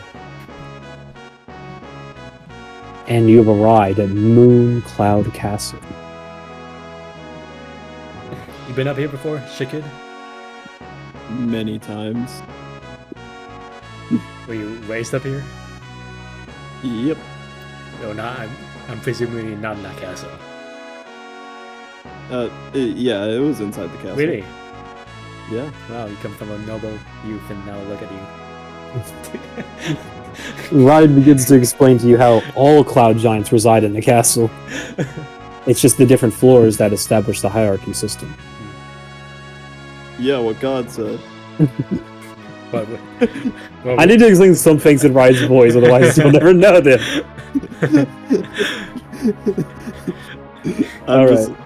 It's just like I wait for a long pause, but it's like, yeah, what God said. And he's like, who? What are you talking about? I can't believe you aren't even paying attention to God. As the two of you approach from the stairway path, you notice a secondary path. It seems to be a long bridge of cloud stretching out towards the horizon, seemingly endless. And where does this lead? It's waiting on me. All right. I explained this yesterday a little bit, but I guess it was not that big a deal. These is the bridge that leads to another cloud kingdom. There are there's three major kingdoms above the clouds. This is the only one Ryan knows of, though. But he knows there are two others that are just as important as this one in terms of authority. As the two of you approach, though, towards the main gate from the stairway path, the path for visitors and locals of the mountain who make trade or commerce with the cloud giants on occasion, rare occasion, of course. When you approach them, you notice there's two giants outside guarding the keep. They call to you, saying, "Halt! Who goes there?" It's just your son and his accomplice. My name's Ryan Evans. I was summoned here, by the Lord Giant himself, and I brought my acquaintance Zubok. As they tell these two guards, they look at each other skeptical of this, as they have been applied to the shift quite recently. They don't appear to be any guards that you had seen prior to this meeting, Ryan. But all of a sudden, a cloud of gas begins to descend from the castle towards the ground where you stand, as it solidifies into a cloud giant. "Pay these two no mind," says the new formed giant, as the two guards at the gate kneel down on one knee, saluting towards him. He says, "You have been summoned here, Ryan Evans, and his associates. We have called you here to discuss what you have seen at the town. Follow me. I will lead you to Lord Zephyrus." Alright. As he waves his hand, the gates begin to open as these massive gates, seemingly big for the giants themselves and massive for the two of you, form open, standing 50 feet tall. You have to keep in mind, these giants are 15 feet tall themselves. Their hands big enough for you to lay down in, it seems. As you two enter into the keep, Welcome to Moon Castle's first floor. I did some text labeling, but let me know if it's anything you can't read. Is it supposed to be here? On this? Hmm? Is it supposed to be on this image? The text? Oh, you guys don't see it? Yeah, I don't see it. No. Oh, dang. I must have put it on the wrong layer. 1 second. I should be able to fix that. Let's see. Now I see it. You see it? Yep. Perfect. All right. Let me get these tokens out. As the three of you enter, he is 15 foot tall. 15 foot wide is like his arms out, I want to clarify. So it may look like only one of him could fit into these gates at a time, but they can actually fit in quite easily. Okay. As the two of you enter into this, you notice around you this giant layout of the castle itself, stretching up and high to the sky. The walls themselves being 50 feet tall and height, with posts mounted up there, giants adorning it as well. Multiple giants surrounding these different sections. I'm just going to put a little mark here to signify that. There's one at every one of these outposts guarding it. You see at the top here, 2 giants actually standing guard here at this central point, which appears to be quite different than the other posts for some reason. As he leads you farther into the domain, you find many giants scattering about, some of them preparing different things, carrying weaponry, some of them carrying clothing, others just simply having a market. But all of them seem to be in a very big hurry, as if something is occurring. Do you know of anything or what is happening? Recent distribution between other kingdoms has been cut off. It would seem that something occurred on the bridge. On Heaven's Bridge, that's what they refer to the bridges as. Our trading commerce with both other kingdoms has completely shut down for the past 3 weeks now. We've heard no tale of other people's families in those kingdoms as well. No messages have been sent or anything. We can only assume something dreadful has occurred. We have sent our own messengers as well, but it has been some time since we've heard any results from them. We're preparing our defenses currently in case something does occur to our kingdom. The others are stockpiling food in case trade is no longer an option ever. All right. As he continues to lead you further along, I do want to say the map might look tiny from this perspective. If you look close enough, you'll see there's tiny squares, right? Yeah. The tiny squares are actually what your guys supposed to be. I'm just having it scaled up for your guys' benefit. Yeah. All right. Yeah. But as he makes his way to the top of here, I'm actually going to scale him down so it's actually easier to see things. You see that he's heading towards the major tower. Oop. It's so hard to scale things. So you have to get your mouse just right. Oh my. As you guys pass up these stairways, however, you notice that behind you stands a blue tower standing quite tall. And to the left of it, a light blue tower across from it.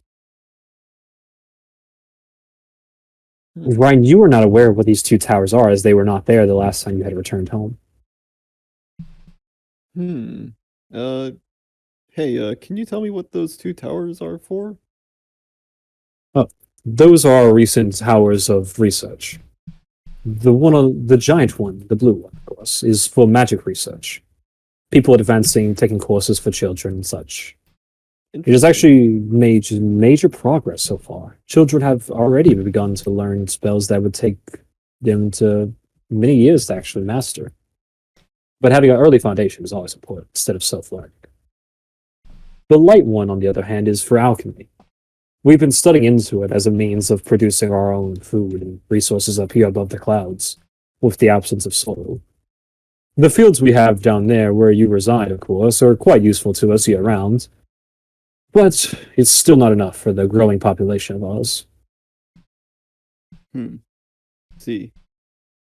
you would typically be in charge of like keeping the resources down there, and they would provide you with like yearly income to a certain degree. I mean, of course. It is what you assigned me to do. Those are the things I indeed do. Yes. Yes, that is my job. Yes. As you all make your way towards the major station of the castle, which appears to be a massive spiral staircase leading up through any floor of it, you guys all begin to head up. As he directs you past all these floors that you are forbidden access from due to your status, you know for a fact your family alone, Ryan, live on the first floor. Having never even been to the higher floors themselves, you feel quite some honor in this. He continues upward, carrying you farther and farther along, until you all three reach the highest floor of the castle. Whoa. You ever been up here, Ryan? Nope. Okay. This castle is too huge. As the three of you enter into... I can actually do full sizes in this room, thank God. Yeah, this one I scaled up to be the accurate sizes. Second. I will learn how to resize these things better eventually.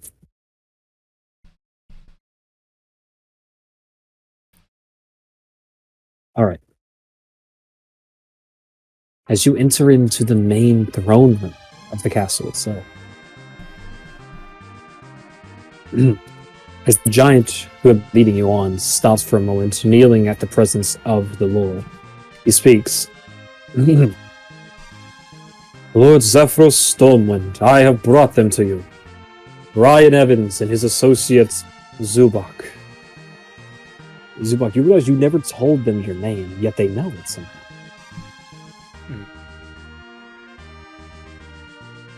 As the Lord stands from his throne looking at the three of you, he waves the other giant away as he bows and then turns into clouds and disappears out the window.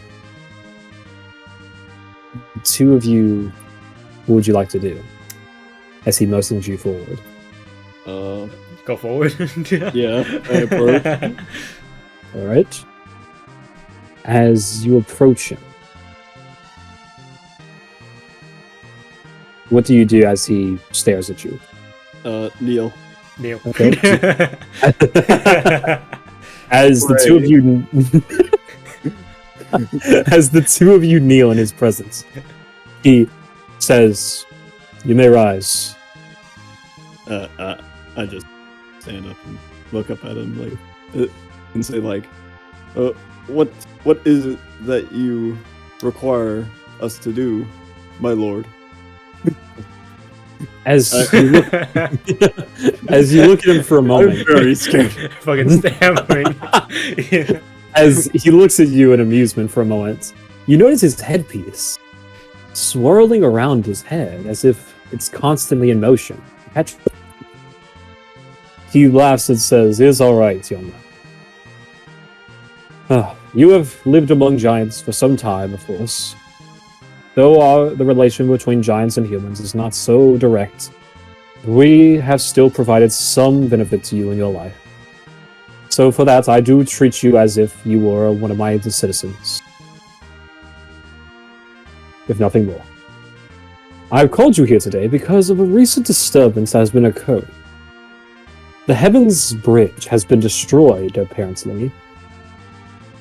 We found a damaged piece about halfway to the next kingdom when our traders were making their trip. They returned to inform us, and we sent messengers out to see the conditions of the other two kingdoms. Somehow, or something or another, has stopped those messengers from ever making it back to us to report. We can only assume the worst.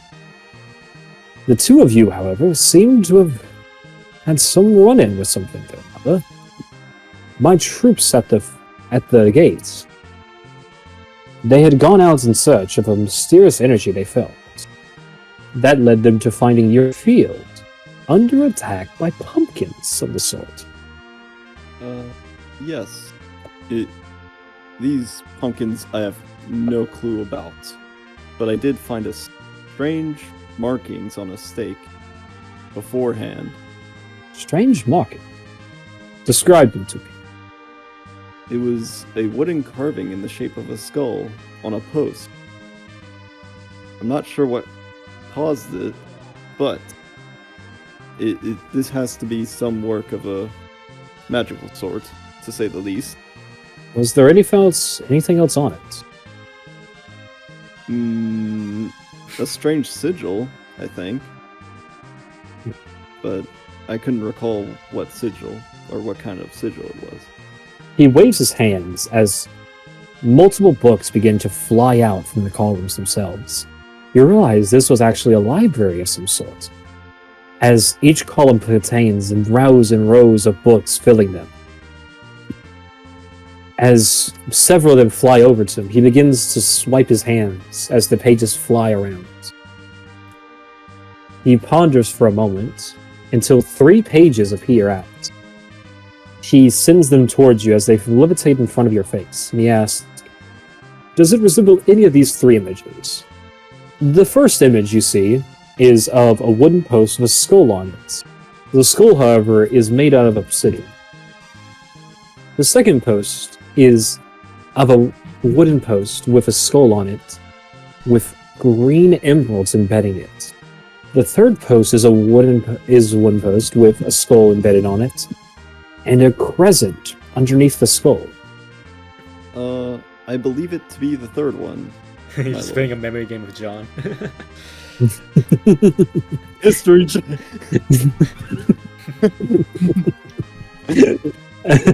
Sorry, I just really wanted to do that. Alright, so, as you say this to him, the pages seem to fly back, except for the page you described. He returns to the book he pulled it from, as he begins to go through the notes. I'm also going to post what the image looks like in the chat room real quick, so you guys have an idea. Okay.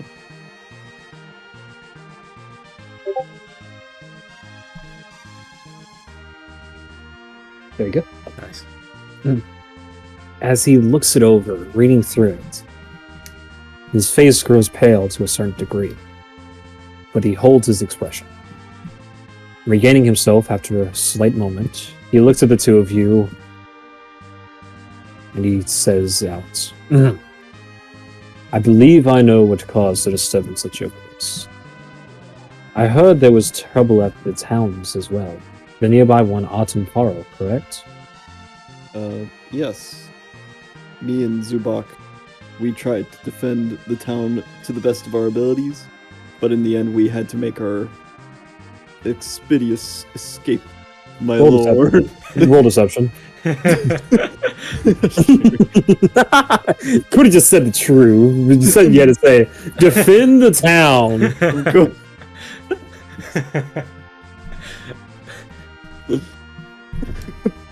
Great. That's a toss. He better throw you out this tower. All right, John, roll deception. What you got here, man? What you got? Oh, That's on god damn. Nah, You survived today. get out of here. As he ponders your speech, he says, "As good work from you, young man. It is rare to find a man with such upholding principles at your young age." Indeed it is, my lord. Indeed it is. As he nods for a moment, what occurred to the town after you made your escape? The town, like suddenly, a whole sphere of darkness appeared around the town, and it swallowed the town whole, leaving nothing behind. It seems my greatest fears have come to fruition. I know what forces are acting against us now. At least to these circumstances. I know not if it has anything to do with the disturbances on Heaven's Verge, but it might. I believe the forces you encountered are servants and spawns of Nerul. He also goes by the Reaper. He is a greater deity of darkness, evil and death, and trickery.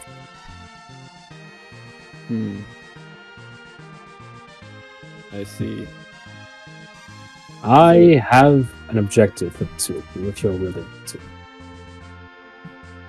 My soldiers have had difficulty returning the messages themselves from these two emperors when they sent them out to the kingdoms. Of course, they took the Heaven's Bridge route, and I fear there may be difficulties using that method. I would like the two of you to take land and travel to these kingdoms if necessary. For what purpose? May I ask? To inspect them and return any information you find about them to me. And may I ask why none of your own subjects could directly do that action? They may travel through Heaven's Bridge, of course, but no cloud giant has stepped foot on modern land in over 1,000 years. We've prohibited it. We made deals with the kingdoms of mankind. Do not meddle in each other's affairs. To break this long-standing agreement would incite war between the races. And would this Reaper be not a violation of that? The Reaper is not a cloud giant, he is a deity. I mean, like I do not know what he is doing in the modern world. He has not acted upon anything in some time. He simply was the cause of death for many people in the past. But it seemed he had grown silent after his worshipping cults had died out nearly 1,000-something years ago, it seems. I recall fighting against a group of them before. They were not that deadly, I'd say, at the time, but his power seems to be growing in the recent years, somehow.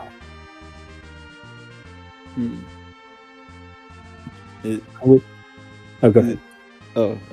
Do you have any idea how we can stop the Reaper? I know not his plans or his strategies. There's probably a bigger association that he has of followers now. Some cult of Narul is probably having power to play with. When you make your journey to the different kingdoms of the Cloud Giants, you can make stops at other kingdoms to see if there's any local news about these things. Gather information. If the two events are correlated, our forces will join you in this fight. All right. I need evidence, however, if I'm going to make a statement to the human kingdoms of our nation. Is also to ensure that other giant races do not take our clan's action as breaking the agreement. Otherwise, our cloud giants race in whole may be eradicated from the treaty. You take that other races had also signed this treaty to be separated. Excuse me. They may still have commerce between them to a certain degree, such as like the stairway allowing humans up here, but they do not enter into the land. They stay outside of it. Same thing for the cloud giants. They do not enter onto actual soil. But it's so that if one race actually did break this treaty, all the other races would band together against that one. Are the two of you willing to accept this perilous journey? I accept. I accept. All right. Make haste. He pulls his hands together as some clouds begin to form around, creating a landscape in front of him. As he does so, you see a map depicting the continent itself. As he points out towards an area, he begins to circle around it, it seems. This is where we currently are, here at Elder God Peak, on top of Moon Cloud Castle. You need to make your way. As he begins to point farther with clouds, he gives a line. This line will lead you to the nearest peak. As he does so, it stops at this end right here. Here you will find Dragonspire Hills. At the top of it, the Cloud Kingdom of what was it? Hold on, it's my notes. Sorry.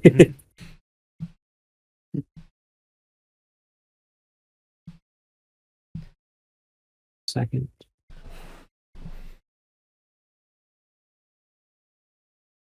Meringway. Meringway Castle. From Meringway Castle, find out its information. Possible, I would like you to continue afterwards towards the Second Kingdom. All right. The Second Kingdom is located quite a distance, however. It requires you to cross over the border of nations. I imagine this will be quite difficult due to the tensions between the two I've heard tell about recently, but I trust in your capabilities. Yes, sir. Of course. I understand the assignment. At the time, I'm just nodding my head. Just like at the top of Ganalon Peak, you will find the last Cloud Kingdom. This Cloud Kingdom has a deep connection to the nation of Agoria, but they are still on good terms with all of us here, as Cloud Giants have always been a peaceful nation with each other, all three of us. Once you make your time there, it will be up to you to find out this situation.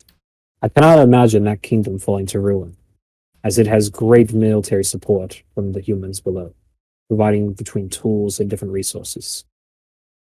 Even if trade was cut off, I imagine they're able to survive for quite some time. Dragonspire Peak's castle, though, of Meringway.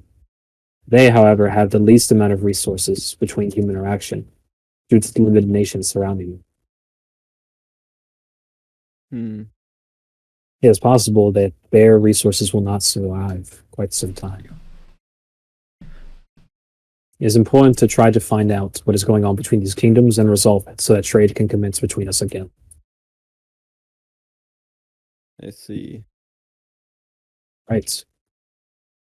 As that is all, you two may be on your way. Alright, may I ask? Yes. Are there any accommodations you are willing to part for us? Of course. We are low on gold and equipment, you see.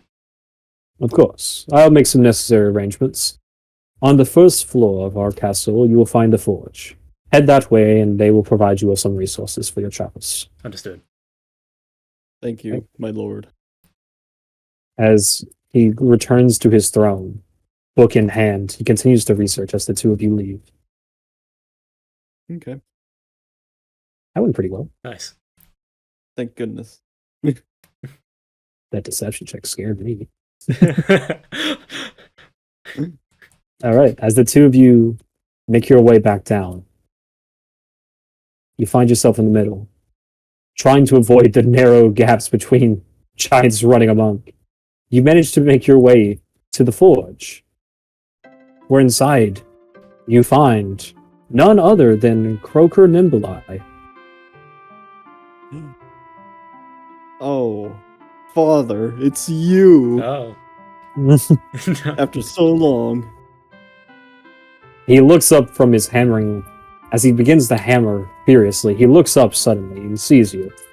Ah, Ryan. Good timing. Grab a hammer. But Can't you see I have a back orders of 1,000? but Tell them about Make the a new orders. bridge, they say. Make a new bridge, they say. It'll be fun, they say. tell me about it. Ryan, You see your father cursing to himself about the Heavens Bridge incident, as he is the lead forger here, in charge of having to reconstruct the entire repair job. Bridge having sons of gun, high rolling. Ryan, tell him about the king's orders. Oh, yes. So the Lord, what's his face, asked if we could get any supplies. I will say that you said the actual name. The name is Zephyrus Stormwind. Lord Zephyros is what people call him. Yeah, what's his face? You can also call him Lord Stormwind. Lord Stormwind. Lord Stormwind asked if you could lend any supplies for our journey. One moment. As he makes his way over, he reaches through. He reaches into his collection of herbs and spices. He tosses you a bag. Take that to the alchemist's supply. They'll make you some potions. The bag he throws at you lands at your feet. There's a big sack. It would take both of you to carry it. Sure. To get to the alchemist. Alright, Ryan. Now you see why I got. Yeah, maybe used this that wagon, huh? Okay. Fucking hell. The wagon makes way more sense now. You didn't have a As the fucking two- supply of wagons up here, did you, Ryan? Yeah, I used to pull my wagon up here all the time. You only make wagons down there. You don't have any backups. No. As you look around, you see there's no wood up here. It's all clouded material or stone from the There's nearby no cloud cabin. wagons, Ryan. No, even though they would be like way lighter than wood. No. Hey, anyone? Hey, any giants around here want to lend us a hand? We're kings of we're subjects of the king. As you walk around saying this out loud, no giant pays you any mind. Two focus on their own issues, it seems. One woman carrying her child, hurrying to the kitchen. As the two of you finally make it up the stairways. 50 feet flights. Like it takes all the steps to get up to 50 feet. You manage to reach the alchemist. As you enter into it, a woman finds you there. Her name, Lanky Nimbleye. Mother. As you look over at this woman in ragged clothing, bags underneath her eyes, as she looks up in exhaustion. Oh, is that Ryan? Yes, Ryan. How are you, sweetie? Oh, you know, just the usual biz. Anyways, could you lend us a pack of that? Always watching something. I want to live on my own. I want to visit on weekends. Listen. Mother. Listen. Insane bits on copy.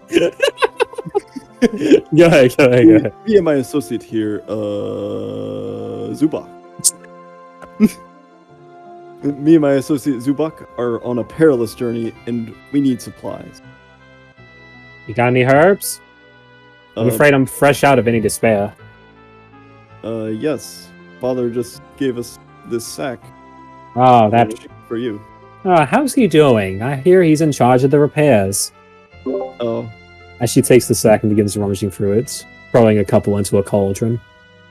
Oh, well, he's a bit disgruntled by the amount of work he has to do, so you can imagine how he feels about having to repair a whole bridge. Oh, a whole bridge. Is that all? I've been having to make potions and soup. I don't even like cooking for the entire camp because trade's been down. Oh my goodness. If I may ask, what is your normal occupation? Oh, I actually am the head alchemist here.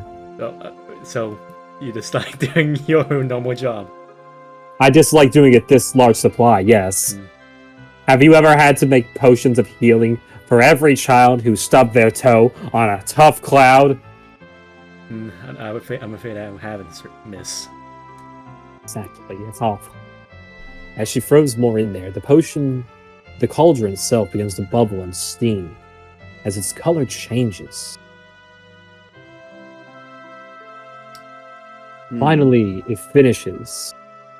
She grabs a ladle, and she realizes the size is completely off. So she puts the ladle down, and grabs a syringe. Can I do an investigation check on the concoction? Yes, you may. Okay. Investigation. Oh my God. 18. Okay, as you look at the texture and the color, from what you can remember from your mother's teachings, it looks like that of a potion of healing. Oh. Alright. As the syringe injects itself into the cauldron, she pulls it out and begins to spray some in to different glass containers. After she finishes, the cauldron nearly empty now. She finally takes the last bit of the syringe, those droplets left over, and tells you, "Give me those glasses over there." She points in the corner. Some human-sized glass containers are there. Essentially the ones they would have for trading purposes. I run over there, grab like a handful of them, bring them over. How much do you think I have to spare, you? He tells you to put them back and only bring forward. Oh. Okay. I put some back and just, here you go. As you bring those over, she uses the last bits of the syringe and puts a droplet in each one, filling the container completely. As you seal them off, you now have 4 bottles of healing. I'll say you have 2, and Pix has 2. Ryan has, or Zubok has 2 in his inventory. Wow. Thanks, Mom. Now, if you'd be so kind, and I love seeing you, please leave. I need to get as much sleep as I can before the next order comes in. As she says this, another cloud giant enters the entrance, standing above the 2 of you as if you weren't even there. Head alchemist, please. I need a sleeping potion for my crying baby. Your mother throws another glass container at the wall, an empty one, as it shatters, saying, "Fine, give me these herbs," as she begins to scribble on paper. Let's leave, Zubok. Let's leave. Yeah. Let's leave. As the 2 of you leave this area and make your way back to the center, towards the main gates, you notice a familiar face, the cloud giant who had led you up here to begin with. Wait, hold on. Can we take a rest or something first? Oh. Yeah, that's a good point. You notice the cloud giant who originally brought you up here. As he notices the 2 of you, he stops you and saying, "Ryan, your house was destroyed due to the recent occurrence there. Someone else will be taking over the fields as you are gone. Oh. We hired a local merchant, human, to do so." Alright. So cloud giants can't touch land, but they can still fly up in the air in cloud form, talk to humans.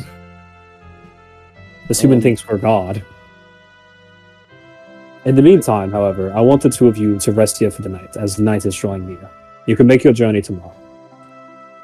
Oh, thank you. Thank you. And he hands you what appears to be human currency, a gold. As you get, which is it? So, gives you 10 gold pieces for your travels. Okay. Both of us Like each. 10 gold pieces, 15 gold pieces, 7 each. 8 for Ryan, 7 for Zubok. Wow. Yeah. In case you're wondering, gold pieces is a lot. The reason you guys paid so much gold at that tavern is because the guy was extorting you. Man. He was being threatened by the shadows, and he couldn't resist. Like, ale is like 10 copper. No, that's how much? He paid me 2 for a grain. Oh, no, that actually wasn't gold. You later found out it was foreign currency. It was copper and a foreign currency. Yeah. So 4 copper would be like a bottle of ale. Yeah. Okay. All right. As he points you in the direction of the barracks as you make your way there for the night, you notice that giants have beds inside, for it seems to be 40 men. At the top, however, above the rafters, they have set up straw bedding for guests of the nation. Wow. Can you believe it, Zubok? We get top bunk seats all the way up here. Mhm. Can't wait. As the giant behind you picks the two of you up and places you on the rafters. He bids you farewell and returns to the stairway leading to the upper floors. Wow. I begin to light a campfire in the You have no wood, sadly. And the rafters and everything else is made of cloud. As you find, the only thing flammable up here actually was the straw that you lay on. Don't make me light the straw. You're not getting my bed, Ryan. Oh. Did two of you go to sleep? Yes. Yes. Okay, it is now a long rest. Is there anything you'd like to do during the long? Any actions you'd like to perform? Infusions you'd like to make? Why are you looking at me, God? Because I know you want to do something. Alright. Can I do anything? Let's see, can you? I don't know. Like, how am I supposed to know? It's your character! I don't know what that means. Alright, okay. So, Ryan's class, Artificer, has an ability called Infusions, right? Mhm. He can make items have magical properties to them, using a long rest to tinker with them. Mhm. He has his tools on them, and so he's able to take some time during the long rest to actually work on things, while still getting the benefits of a long rest. Can I think I will work on the mind sharpener. Alright. So, mind sharpener, let me read up on it real quick. I know what it does, I'm trying to remember what items on it. It is on a suit of armor or ropes. Are you going to be doing it on your own suit of armor? Can I have both on? Oh, no, you can't. Yeah. Okay. Yeah, you can't have both simultaneously. Then I'll just enhance my weapon. Okay, you'd like to enhance your weapon or Zubok's weapon? I'll enhance Zubok's weapon. Thanks. We'll talk to him. Zubok, can you hand me your sword real quick? Are you gonna, like, fucking dent it or something? Are you gonna throw it into the clouds? I'm gonna You gonna polish slice it me real up with quick. my own weapon, like usually? No, I would never. I'm gonna polish your weapon. Alright, I'll give him the weapon and I'll just have, like, knife ready just in case. Alright. As you hand him your rapier, you pull out a dagger into your offhand, or into your main hand now, ready in case something. I see. As you two of you begin to rest, Zubok resting on his own time now, relaxing the straw, while Ryan takes a moment to tinker at your rapier, polishing it up, sharpening it, doing what he can to infuse it with some energy. As the night progresses and you finish tinkering with it, you each begin to drift off into sleep now. As morning rises, giants are walking around. Barely any sound is heard, though, because of the clouds muffling lots of the noise. As morning light finally strikes your faces, waking the two of you up. Zubok, you notice the rapier is back on your side of the straw, placed nearby. As when you examine it, it appears to be enhanced to a certain degree, much sharper than before. It is now an enhanced weapon. It has +1 to attack and damage rolls made with it. Meaning, you know how you add dex plus proficiency to hit? Yes. You add dex plus proficiency +1. Okay. So instead of a +6, it's a +7. So it's just that, so it's +7, basically. Yes. Also, if you roll damage, it's 1d8 +4, you know? Yeah. Like cause dex. Mhm. It's now 1d8 +4 +1. Okay. So it's always a minimal of 6 damage now. So is it like adding? Is it +5 piercing, or is it like +1? I guess like regular damage or something.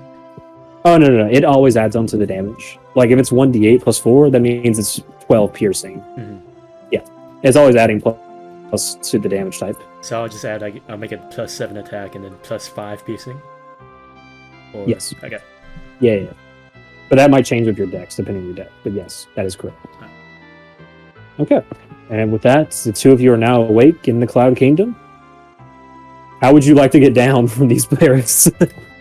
Help! Yeah. Help! You appear to be 20 feet in the air. Ooh. It's 20 feet. I'll just fly down. As Zubok flies down, leaving Ryan up above. It's okay, I have 50 feet of rope. Fine. Alright, you get out your rope. Yeah, I'm gonna use my rope. Okay. As you look around, you notice a splinter. Not a splinter. Actually, no, it's all cloud. You could have to tie it to the cloud above. Yep, I tie it. I tie it to the cloud. Alright. You use it to climb down. As you slow your descent with the rope, you realize it's still tied above. Sorry, I'm old. Oh, it's good. You realize it's still tied above. Wait, why is it? I'll just cut it at the bottom and leave it. Alright. You now have 30 feet of rope left.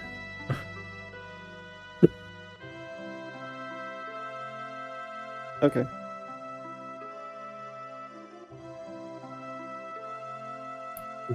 Alright, Mason, I just don't know how to, I don't know how to change my rapier. Oh, I can do that real quick. Yeah. Zubok. 1 second. You have now made it to the bottom with 30 feet of rope. I'll change this rapier real quick. So it's 1d8. Attack is dex plus efficiency plus 1. Damage is dex plus 1d8 plus 1. Right. There you go. Thank Okay, so now if you click it, for instance, it's, yeah. I rolled great. And then you click the rapier word to do damage. Which is 4 plus 4 plus 1 for me. Yep. Alright, now we're good there. The two of you, are you ready to head out? I think so. Right? What do you think, Zubok? No, let's take a look at the research tower. I wanna just take a quick look. Okay. Why not? Okay. As the two of you make your way up, you see that the research tower currently has no... currently the door is closed on. With a 20-foot tall door for people to enter through.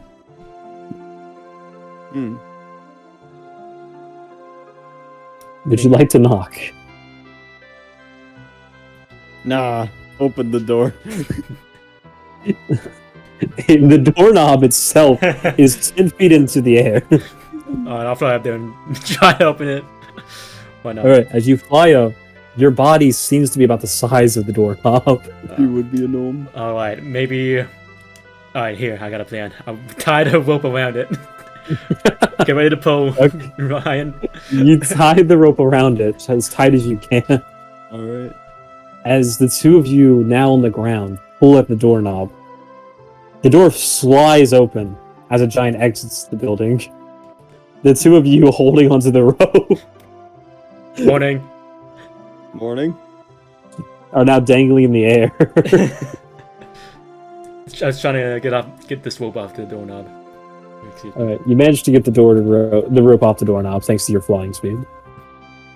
As the two of you now enter into the research tower, you see many different ages of people inside. You see children, cloud giants learning from an instructor on magic, them casting spells such as frostbolt or poison. While higher up, you see people in separate rooms with magical barriers protecting the outside as they try to learn different spells on their own. The barriers protecting against accidental misfires or missed spells, or fizzling spells, for instance. No one seems to notice your presence in there, however, as they continue their studies. Is there any books I could take a look at? There are many different shelves around. The books being too large, though, for you actually to be able to read them properly, it seems.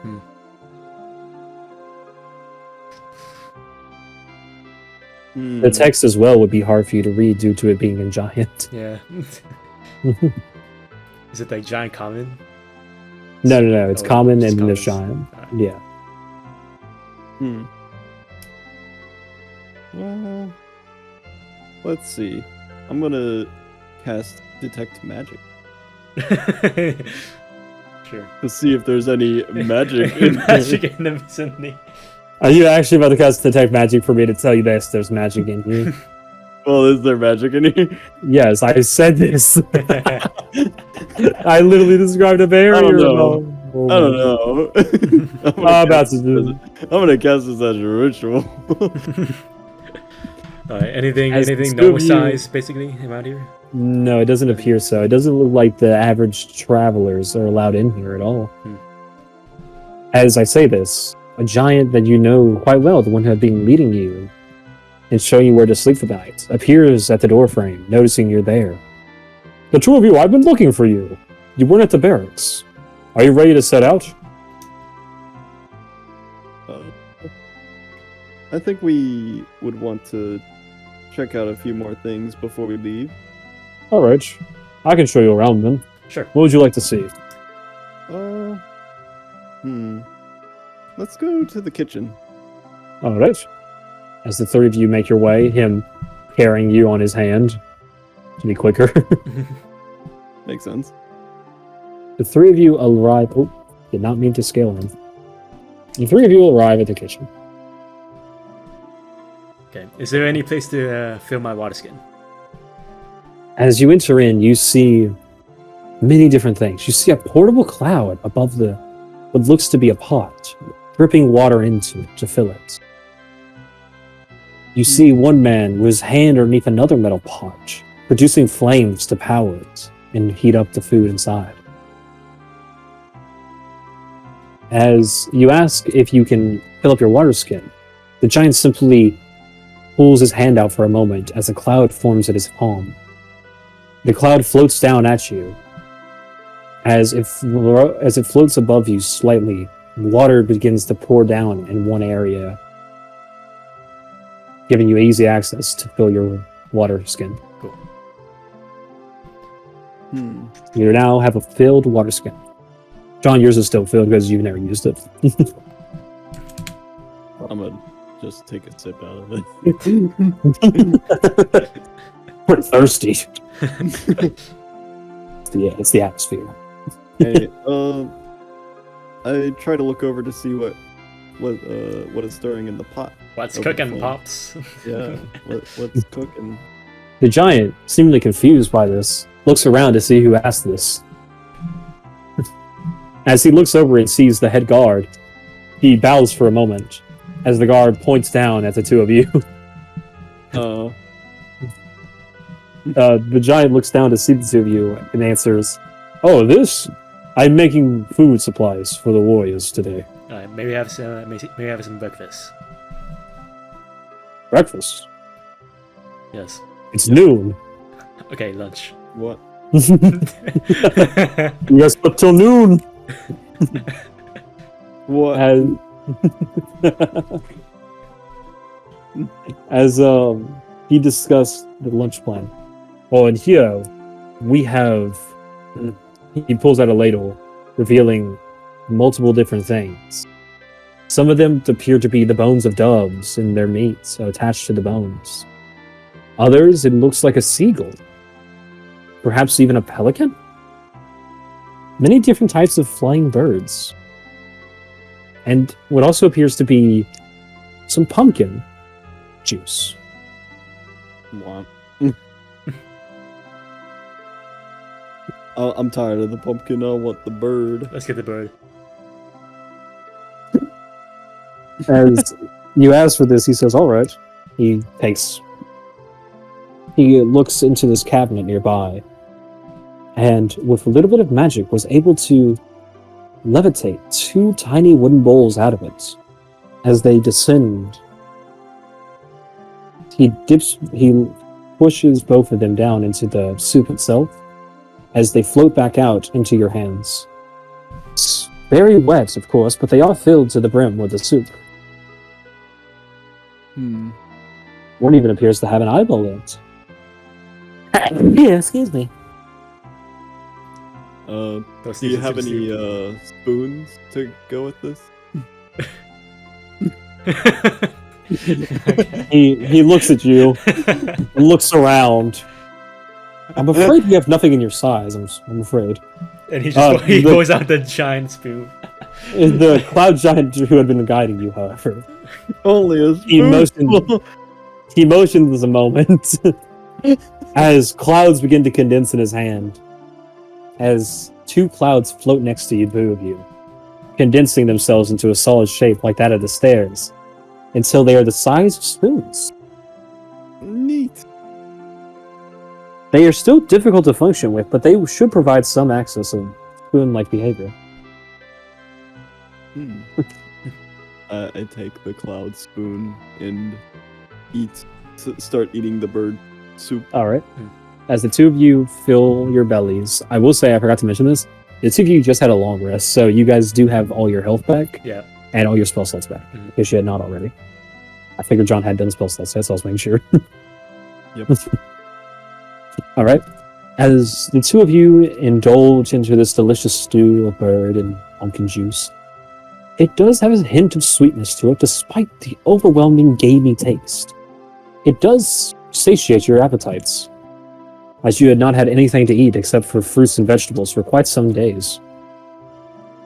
Oh, thank goodness! Finally, some meat. The giant looks down at the two of you and asks, "Are you the two humans that'll be partaking the king's quest?" I'm not a human, but yes. Wait, what'd you say? I'm not a human, but yes. Oh yeah, that's right. I forgot to that. Are you the two? He's trying not to say lesser race. Are you the two travelers who will be? Are you the two travelers who will be making the quest for the king, for the lord? Yes, that is indeed us. Ah, I was asked to give this to you, as a bag floats out of the same cabinet he got the bowls from. The bag seems to be about the size that you would carry. Strangely enough, it seems they had one in size. That or it's just a paper towel they use, or a napkin of the sorts. However, it is wrapped to the brim with rations, which appears to be for 10 days. He passes 2 of those to you, floating into your hands. You both gain 10 days of rations. Cool. I would say you guys didn't have any to begin with, so now you do have some. So you don't have to add it on your sheet. I do have some. Okay, yeah. Yeah, I'm saying like the ones that you had previously, I wasn't acting like you had those. Sure. So I'm going to say like now those you guys Okay, have those. sure. Yeah. Oh, okay. Yeah. All right. Those are like things that you guys would use during a long rest. Yeah. Okay. Is there anywhere else you two would like to visit? There's not many more places I can show you, sadly. The upper floors are prohibited, I'm afraid. Maybe we should check out the forge again to see. You want to visit your dad Oh. again? Yeah. You want to as check you out guys- the bridge?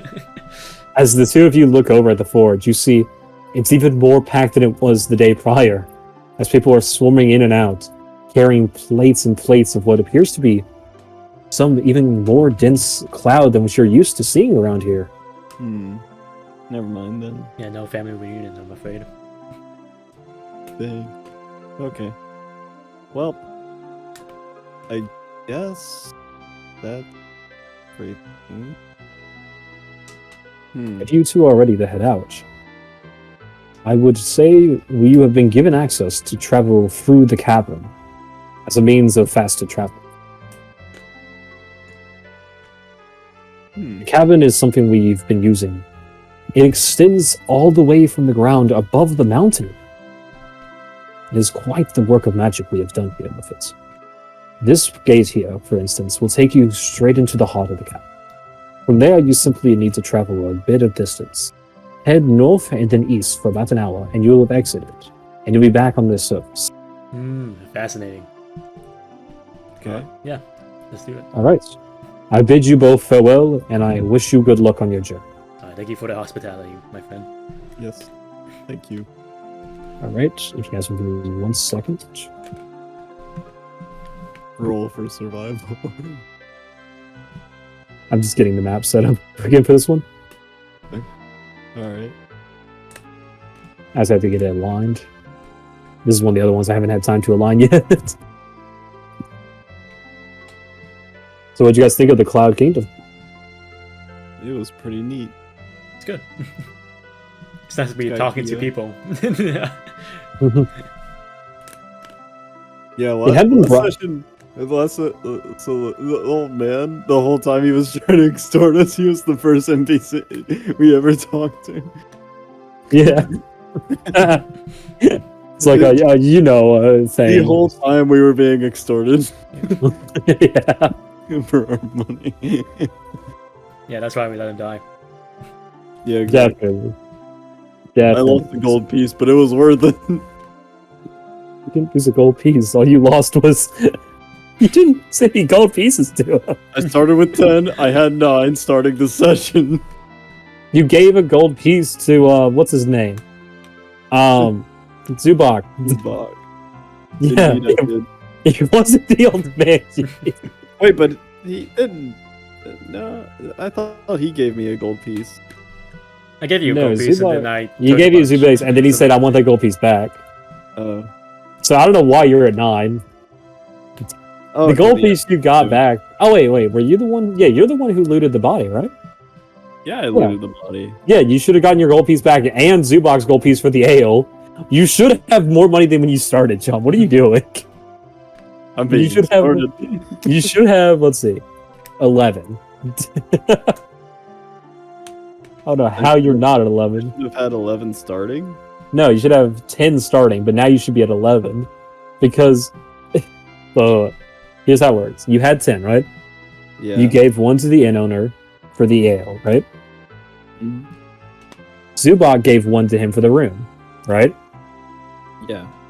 Zubok gave you 1 gold piece, right? So you're back at 10. Right. And then Zubok's at 8 right now. The old man dies. You go loot his body. Okay. You get 2 gold pieces from him, right? So now you're at 12. Zubok says, "I want my gold piece back." Now you're at 11. And Zubok's at 9. Is that right? So what you're saying is right now I should have 19. 11. Or What? How did you get lost? so if I would have had 11 ending the session yesterday, right? Or not yesterday, the session before. Oh yeah. You're talking about the gold now? I figured you were talking about the gold back then. Okay, yeah. So yeah, yesterday you two ended with 11 and 9 from what should be. And then from there today you got 8. So you should be at 19 and Zubok should be at 16. Yep. There you go. See? Zubok caught up with it. How are you not caught up with it? Listen, man. My Okay. The map is ready, by the way. I just haven't put my you intelligence is very low. Yeah, you guys can see the map? Yeah. Okay. As the two of you enter in, you find yourselves in this deep cavern.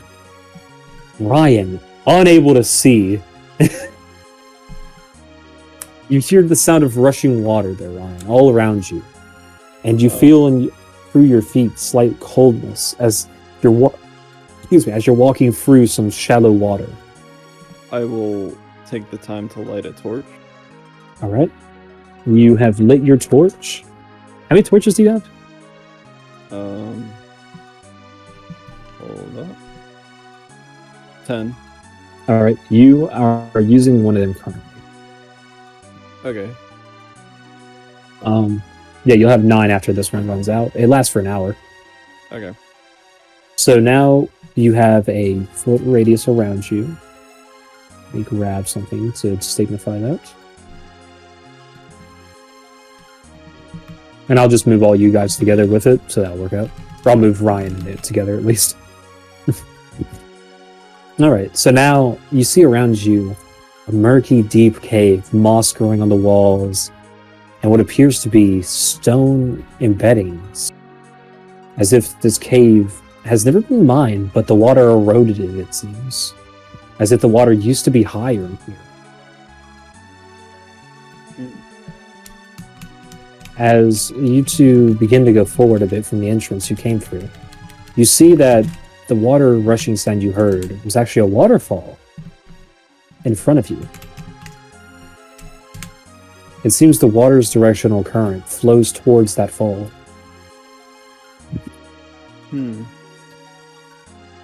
Reckon the giants have any arrows pointing us where to go? Or did they just walk through here blindly? You recall the giant saying to head southeast. That is what they said a minute ago? Yeah, in character, I just forget. Gotcha. In that case, you have no idea where to go. I think we should jump down this waterfall. Alright, let's go southeast. Let's go not this way. All right. All right. 1 minute. Let's. As yeah, the we'll go south. okay, maybe just move all these three together. As you two continue downward, the ground begins to get pretty narrow between the two of you. As you hug the wall, carrying your way down, the water flowing at your feet, going in the opposite direction, though, fighting against you, making it a bit difficult to travel.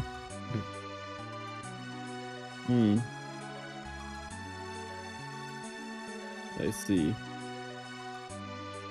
You eventually make your way through this narrow passage as you find... Sec. Let me get this thing selected. Oh, didn't work. Come on, select the drawing. Why is this drawing the hardest thing in the world to select?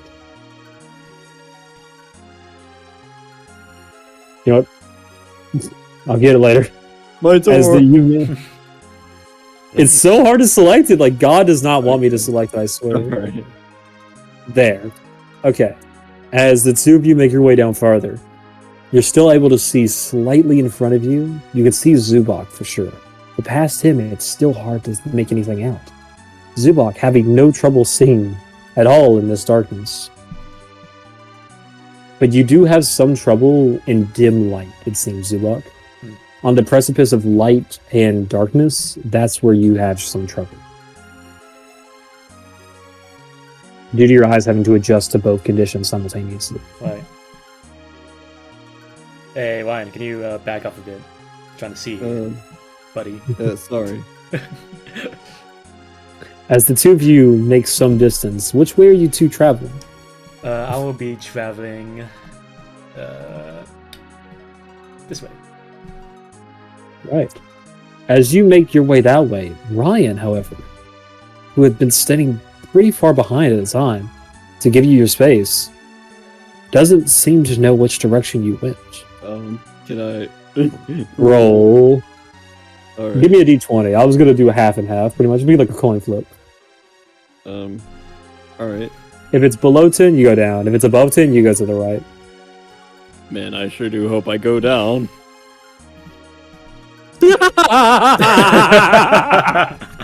Ryan, losing his Yes. sense of direction, begins to head back up. Oh no! Never thought that would happen, honestly. As he finds himself back at the top, he's surprised to realize there's another waterfall. Wow. Oh. The path ends. Zubok must have jumped down there. Zubok, not even realizing Ryan's missing, because he's realizing he kept his space, continues his way downward. It should be this way probably. I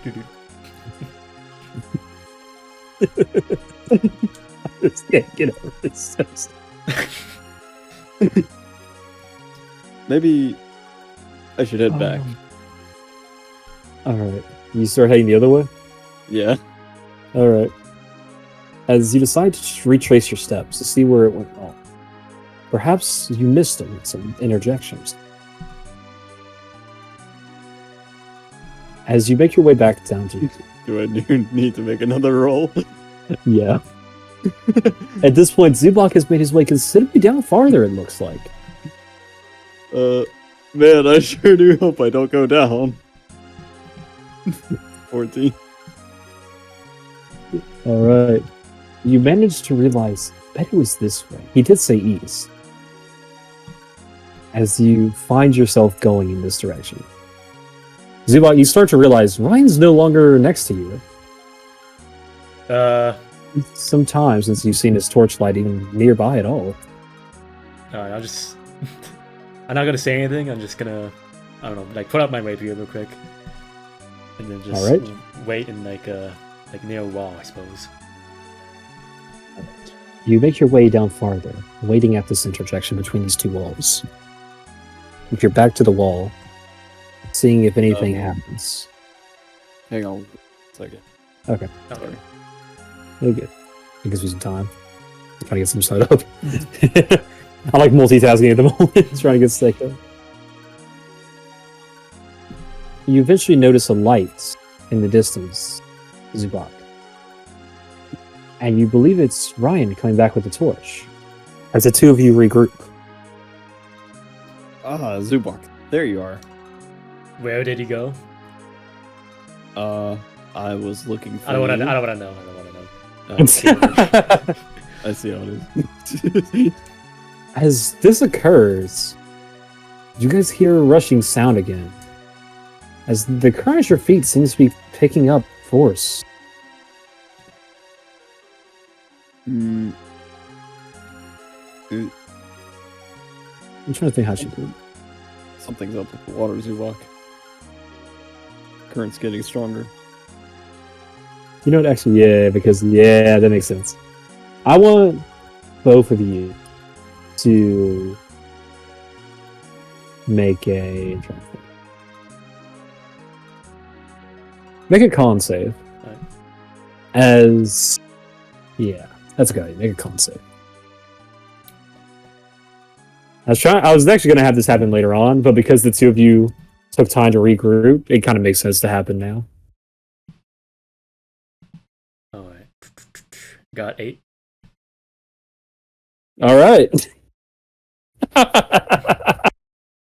As all of a sudden, you hear the sloshing sound of water, louder and louder and louder, until suddenly, around this corner, as the two of you approach it, a large body of water appears.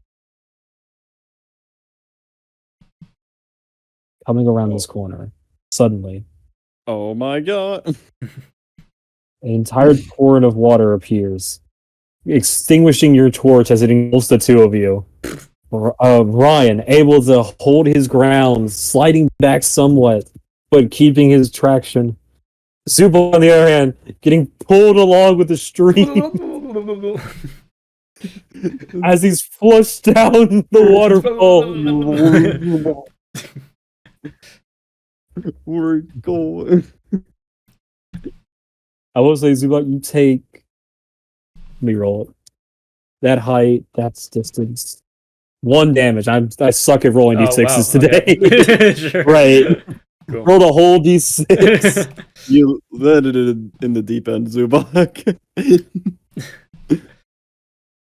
All right. I was mainly doing that because, like, if he's getting pulled around this entire cavern, the rocks hitting him or something.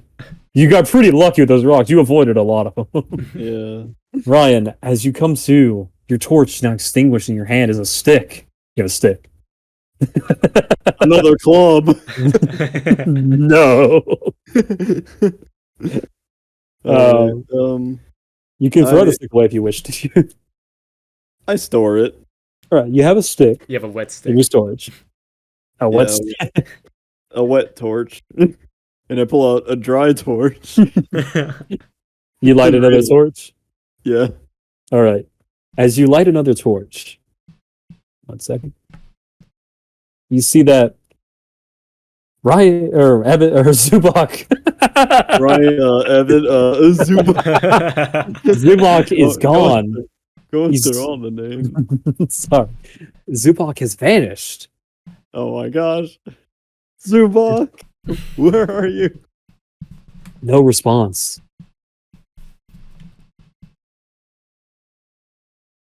What would you like to do, Ryan?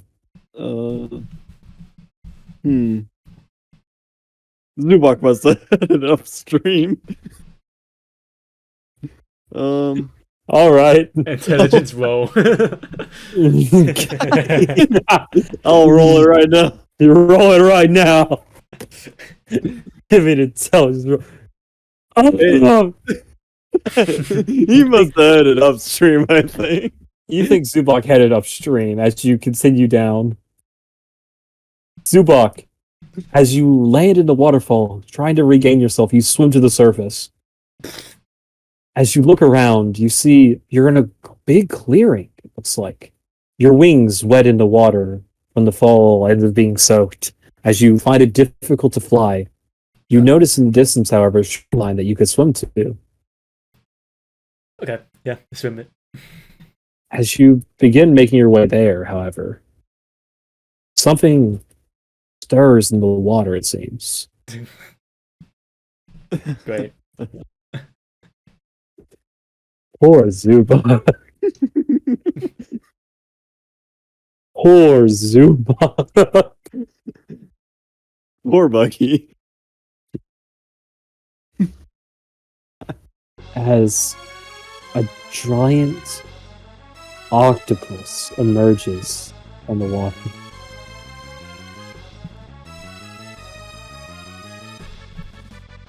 Its form, 10 feet long, its tentacles stretching out even farther than that.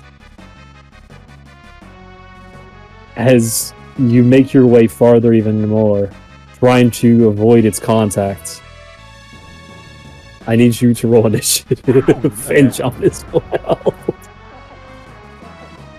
Alright. I can't believe you. Can't believe who? Me? You know, that's what your character. You know. I'm just playing with my character. Wait, what do you mean? You Zubok. Oh my no! Get him back up there. You don't have a low intelligence score at all. Your intelligence No, is but my 16. wisdom. What's your No. wisdom? 9. You're fine. Common sense is 10. Just a little bit less than common sense. That's how. Okay, baseline is 10. Like an average human strength is a 10. Like for a man.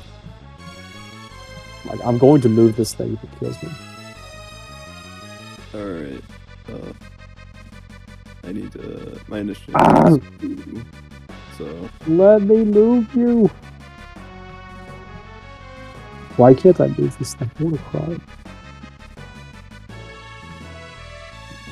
I'm making a new one. oh wait, I have a question. Yes.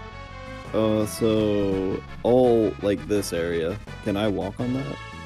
So Or is that this a different elevation? this is at a different elevation, but it's not touching the ceiling. These areas that are black are touching the ceiling. Okay. What is the elevation of like all this? Let's see. 20 feet. From like where I'm standing, or from I would where- say like where you're standing at, it's about 20 feet tall. From where he's standing at in the water, it's about 35. This area right here is about 10 feet from where Zubok is, but like 25 feet from this top portion. Hmm. It would take you 20 feet of movement to climb out there. All right. And a check as well. I guess I'll head downstream. Well, what was the initiative rules? Yeah, 13. Oh, this is D&D.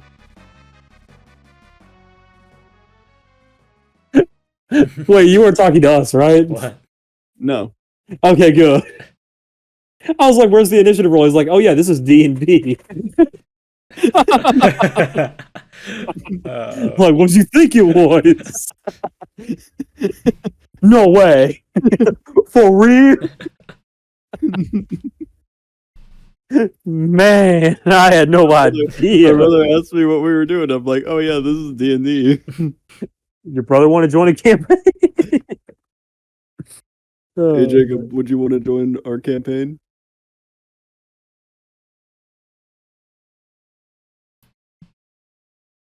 All right. What is that? He's gonna have Caitlin play Baldur's Gate 3. Oh, I got you. Who's Caitlin? Jacob's girlfriend. Caitlin Gallagher? No. Oh, okay. That's not a terrible thing, John. They're more age. Oh my god. They're what? 2 years apart. John, my parents were 14 when they got married. I said that wrong. They were 14 years apart when they got married. Jesus Christ. I was about to say. I love the silence, and I was like, what did I do wrong? You know what you did. That's fine. It's fine. Anyway, back to this. I got 17. So you got 13 plus 4. Oh, that's so. All right, let me 1 second. Let's see here. Initiative. Ryan equals.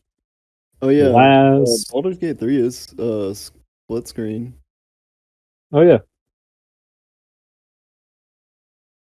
In case you got a 17. were wondering. The giant squid got. Ooh. Oh my. Please tell me it wasn't that one. You wish it was water. Or yeah. All right, I think we're good. Zubok, it is your turn. Alright, I'm gonna swim. Let's see. So how... You can swim half your movement speed because you're not proficient in the swimming. You don't have like a swimming speed, so it's half your movement right, speed. so I can get like here. Right? Yes. Okay, You can get to the shore. You can get here actually, and then it's a 10 feet climb, Ah, I see. So then... What? and you can't like end your turn climbing. Sadly. Beyonce? Gotcha. They're engaged. Yeah. You said girlfriend. Yeah. Make up your mind. I will. Good. Oh wait, Later. Pix. As you do that, however, you were right here, correct? Yeah. Okay, he has an opportunity attack. Okay. Well, can I just use my cunning action? Yes, if you would like to use a bonus action to cunning action, yes. Yeah. Okay. You're good. You disengage as bonus action. Anything you'd like to do with your action? Keep in mind, for an action, you can either do an attack, you can do You can keep going on that campaign. you can do a disengage, or you can do a dash. Okay, can I use dash somehow? Yes. If you dash, you'll have double your movement speed. So if you've used 15 already? Yeah. So you'd have 30. Oh, wait, you use actually 30, sorry. You use 30 because it takes half. It takes double, so 15 feet was actually 30 movement. Now you have 30 more movement to use, so you can go. And you're climbing, which is also that. So yeah, you can get to the top. Okay. Yep. Okay. Yeah. What about here? Is this open? Yeah, you have 5 feet left because climbing also takes double your speed. Yeah, but can I Unless just you walk have here? like climbing Yeah. speed. Okay. Yeah. Okay. Yeah. The wall behind you is 20 feet, like 25 feet high. Sorry. Mhm. All right. The squid's turn. As he sees you make it to shore, he begins to swim closer. Second. Okay. As the squid approaches, he has that many. Yep. Okay. So now let me calculate some distance. He makes an attack at you Mhm. with his tentacle. His long tendril reaches out at you. Ooh. Is it 8 hit? Nope. Okay. He misses as his tendril barely misses. A little bit short on its reach, it seems. As if he used the shorter tendril than the last. Oh, wait, he never did the first attack. No. Never mind. I forgot you disengaged. It's weird. Alright, let me see here. As the tentacled monster looks out at the two of you, or the one of you, sorry. He begins to look distressed for a moment, as all of a sudden, a cloud of ink shoots out at you. 1 second, I'm turning on Fog of War. And I need to reveal areas specifically. Oh no, the ink. I wish I could reveal areas specifically, but I can. I will say this area right here, here to there, you can see in here, Zubok. John, you, however, have a torch. Yes, I do need to draw that again. But in this area, your torch would not be effective. Not be effective in this area. I'm about to draw the ink. It's a 20 feet radius. The ink is spewing out this much. Oh wait, I need to make that black and give more area. Yeah. 1, 2, 3, 4. 1, 2, 3, 4. 1, 2, 3, 4. My rough math calculations. Okay. Reveal areas. Okay. I will say you guys know about these areas because you've traveled them so much now. I traveled them so much. We'll say you know the path this way. It's very hard to reveal everything in an area, so there might be corners that look wrong. Right. Yeah. You know this area right here. You do not know this. There.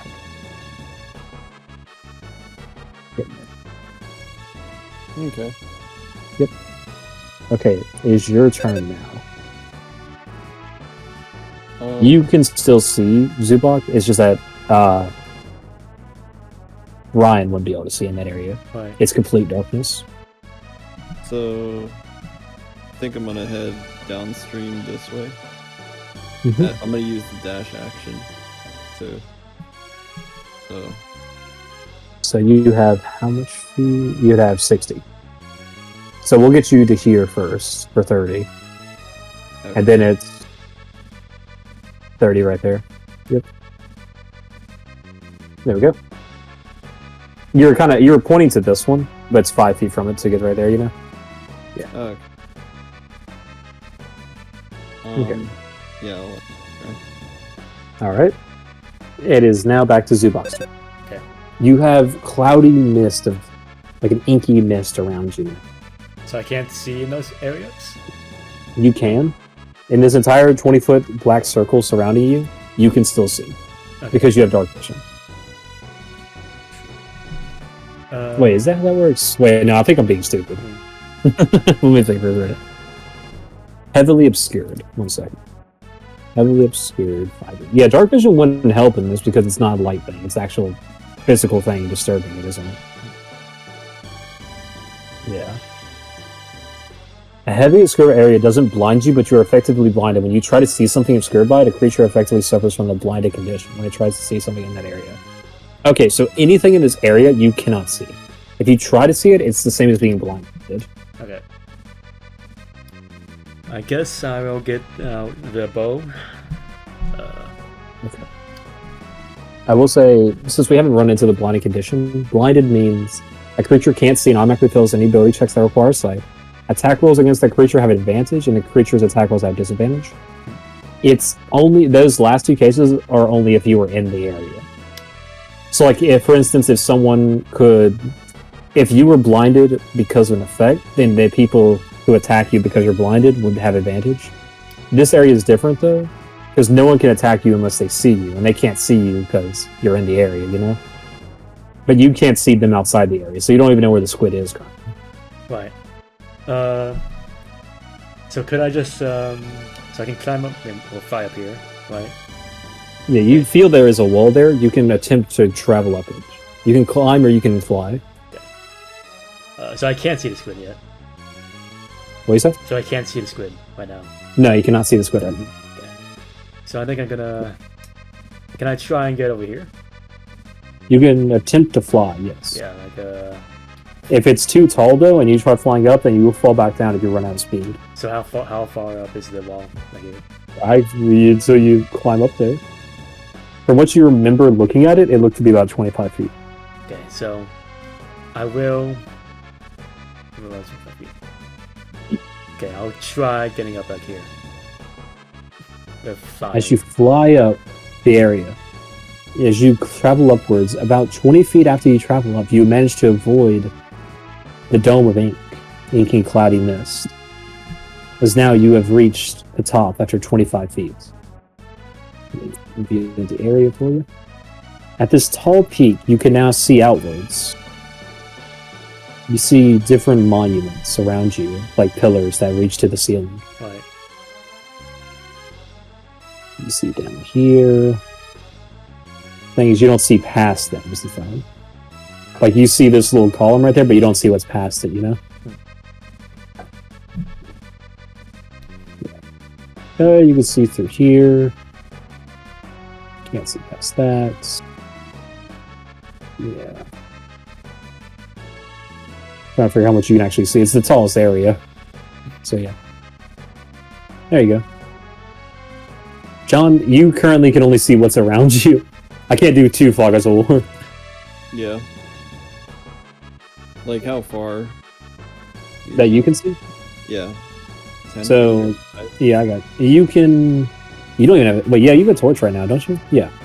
Yeah. I just forgot to draw it. My mistake. You can see outwards of 15 feet. A pure light of 15 feet. After that, it's a dim light for an additional 15 feet. Dim light just like you can still see it. It's just disadvantage. Whereas pitch black, you can't see it all. You're blinded. Okay, it is now your turn. If Zubok has nothing else to do. Do I have an action? Yes. Okay. Can I? And a bonus action. Can I ready up with my bow to shoot anything that moves? In my You do notice now that you're above the cloud. You can see the squid in the water. now now His head's sticking. I see him. He would be, let's see, that's 25. That's 35 feet down because of the difference in the ocean layer. And then he's 20 feet away from you, so 35, that's 55 feet away. Okay.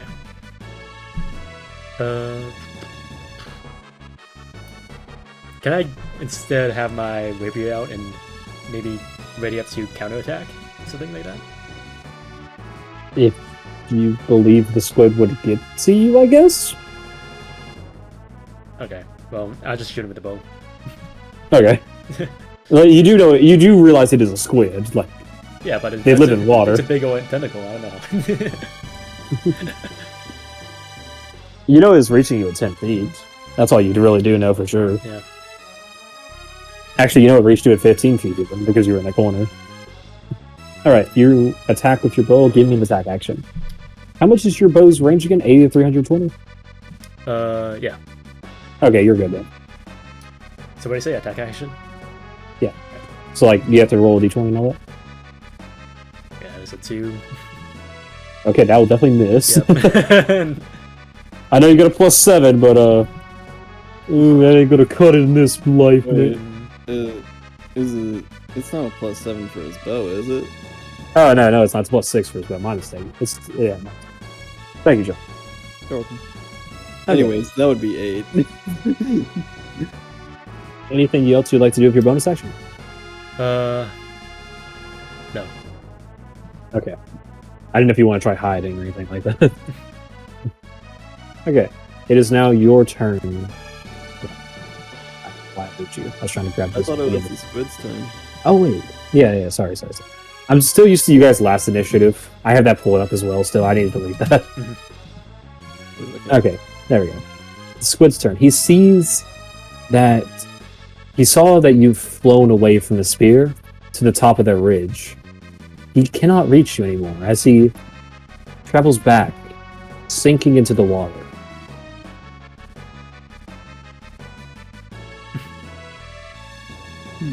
Okay, wait. Oh, damn. Okay. Making some rolls, don't worry about it. It is now your turn, Ryan. I'm gonna go to this edge Alright. and shout, Zubok, where are you at? Can I hear him? Oh, let's see. I'd say speaking is like 50 feet. 35 and then 25. No, wait, no, it's 30 here and then 10 feet up. So this would be 40, 45, and then 25 feet more. Yeah, he's too far out of range. But Zubok, you would be able to see him on that clearing. The waterfall is about from the water. Let's go with 30 feet up. So he's about 5 feet lower than you on elevation. Oh wait, no, wait, you're 45 feet up from the water. No, you're 35 feet up. Yeah, that's right. Yeah, he's 30 feet. He's 5 feet below you, across from the water. What's it? I'm thinking like, do I jump? You know that from what you realize, Zubok was blown away by the water. This would be the area he wound up in, so he's most likely down there. He could be drowning. I think I'm gonna jump in. Okay. Do you extinguish your torch ahead of time? Yeah, I'll put away my. Okay. Do you extinguish it, or you just put away a flaming torch into your bed? I'll extinguish it. All right, you now have 2 sticks. Amazing. 1 wet stick. Yeah, 1 wet stick, 1 dry stick. I dip it in the water. Oh, then you got 2 wet sticks. All right. As you jump into the water, you do land here. That'll be a D6. You take 5 bludgeoning damage. So there's actually rules to like rolling damage. It's 1d6 per every 10 feet you fall, right? Because of the water, though, I'm giving that half. It's only 1d6. Yeah, 20. Actually, you're 30 feet. I'm actually giving it 2/3. Yeah, 1/3. You're welcome, John. Why is it so high? Because it's a cave that giants carved. And literally witnesses a giant say, "You could take our cave." Okay. Why do you think there's that giant octopus? I don't know there's a giant octopus. Yeah, I know. Just a regular sized octopus for them. Excuse me. Right. Get some dinner real quick. Okay. As you land the water,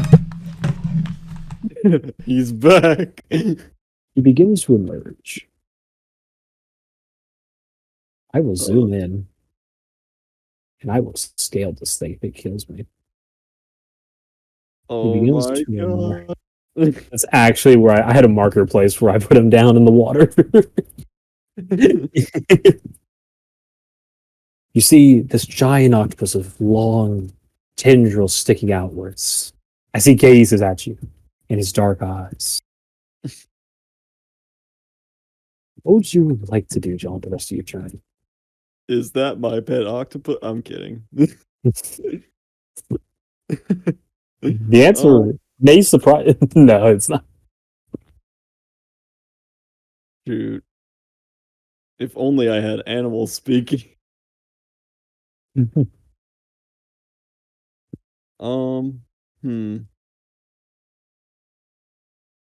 How deep is the water? From what you felt when you landed in, you felt about 30. Hold on. Let me do some math. Well, Pix is gone. I can do math. I love having time to do math. Jumping 30 feet into... I'm back. Welcome back. John wants to go do something as well real quick. I see.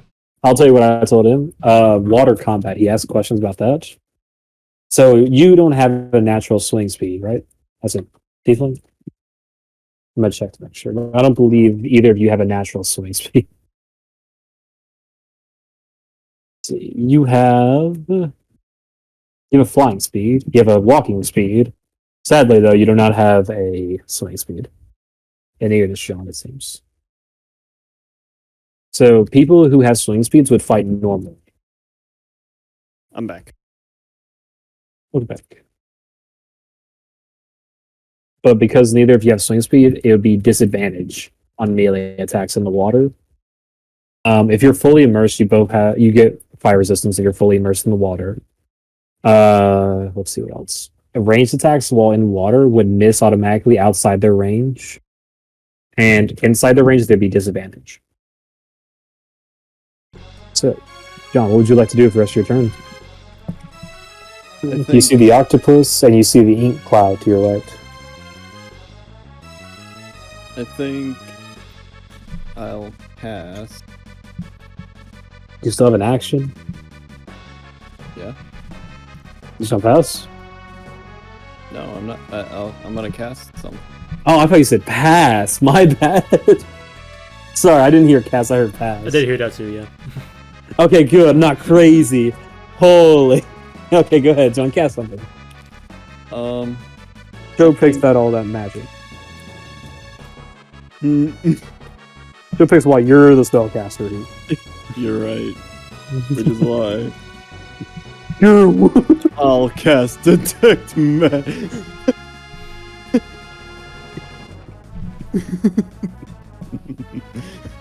What you casting? No. I don't know that spell. I'll cast Cure Wounds. Okay. So it's D8. This. I didn't know John was playing a cleric. Did you, Pix?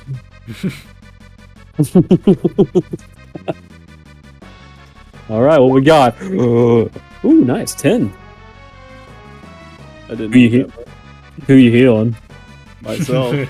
Oh, you regain 10 hit points and you lose 1 spell slot. Oh, you're being real to the octopus there. Okay. Okay. And with that, I'll end my turn because that's all my movement. All right. It's your turn, Zubok. So I see all You this. see out in the water. Yes, you see all this out in the water. Okay. The two of you now are, let's see. Dun, dun, dun, dun, dun. Let me calculate some distance between the two of you. You're 35 feet up in the air compared to him. Mhm. And then I was going to measure the distance between. Let's see. It's 20, 25, 30, 35. You're 70 feet away. Alright, so we can't hear each other yet. Nope, not yet. But you can see him. He cannot see you, though, due to the dark vision. The lack of dark vision. Alright. Oh, wait, you can't even see him, sadly. I can't?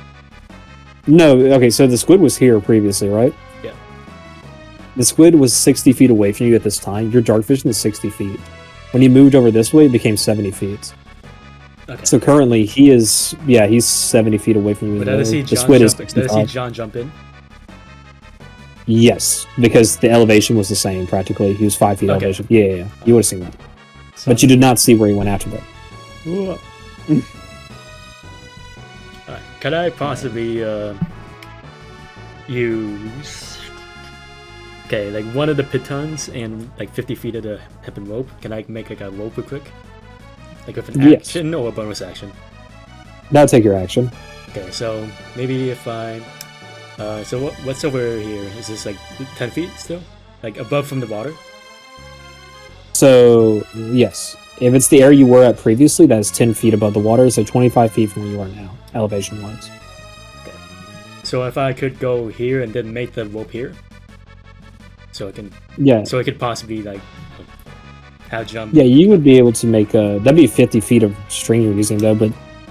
Like, you could use it with just 25 string, possibly. If you do 50 feet, though, the rope will be more sturdy, because it'll be doubled up. Alright, I'll just use 25. Okay. And I still can't see... Oh, can I talk to John? Not John, whatever his name is, Evans. Ryan Evans. Let's see. If you're right there, you're still 30 feet up in the air, and he's 30 feet away from you, so that's 65. So how... What is the distance for talking again? 40, 80? I was thinking like 50. 50? Okay. I'll still make the rope here. Okay. Actually, wait.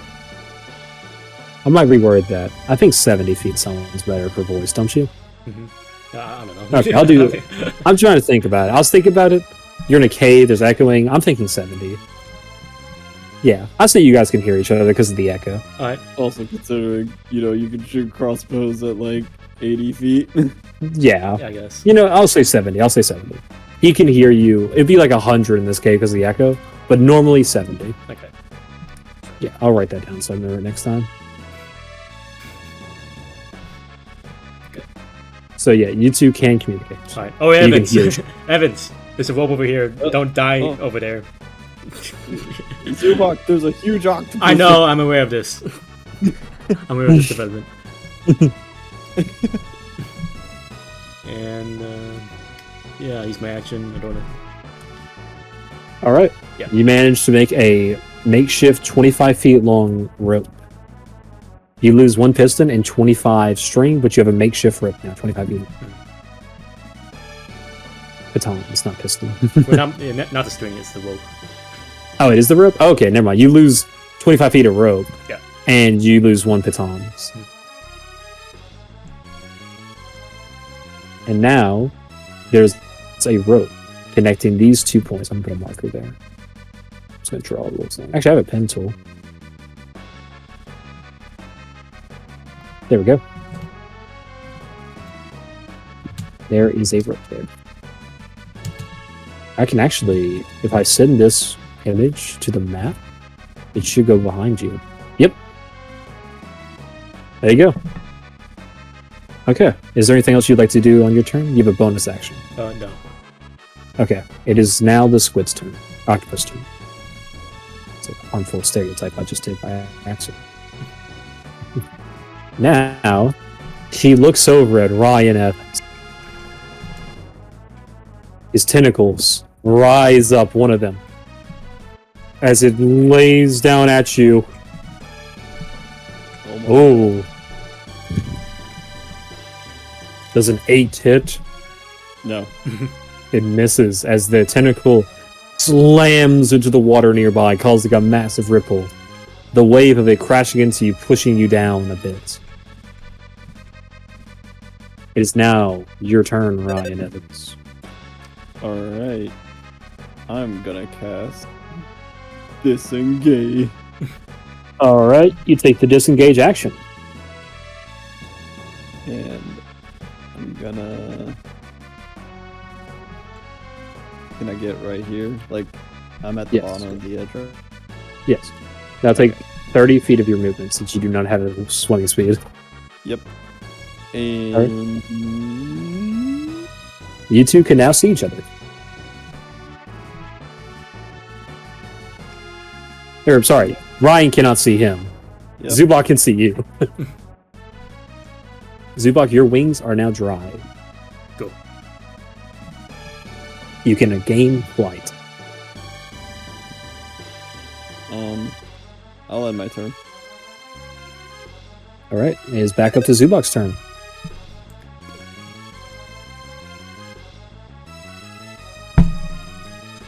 The squid is still out of your line of sight, Zubok. Still on my side? Okay. Yeah, it is 65 feet away, so it's too far. Okay. Ryan can no longer see the squid as well. No one can currently see the squid. Where's the squid? The duel's over. Yeah, the duel was over. Oh wait, Ryan, you entered into the ink cloud area. Yep. I was trying to... Zubok, you can no longer see Ryan. He's in the ink cloud. You witnessed him walk in there. That was the last you saw of him. Alright. Okay. You witnessed a man run headfirst into a... Trying to lose the squid. Alright. Is there anything you'd like to do, Zubok? Okay.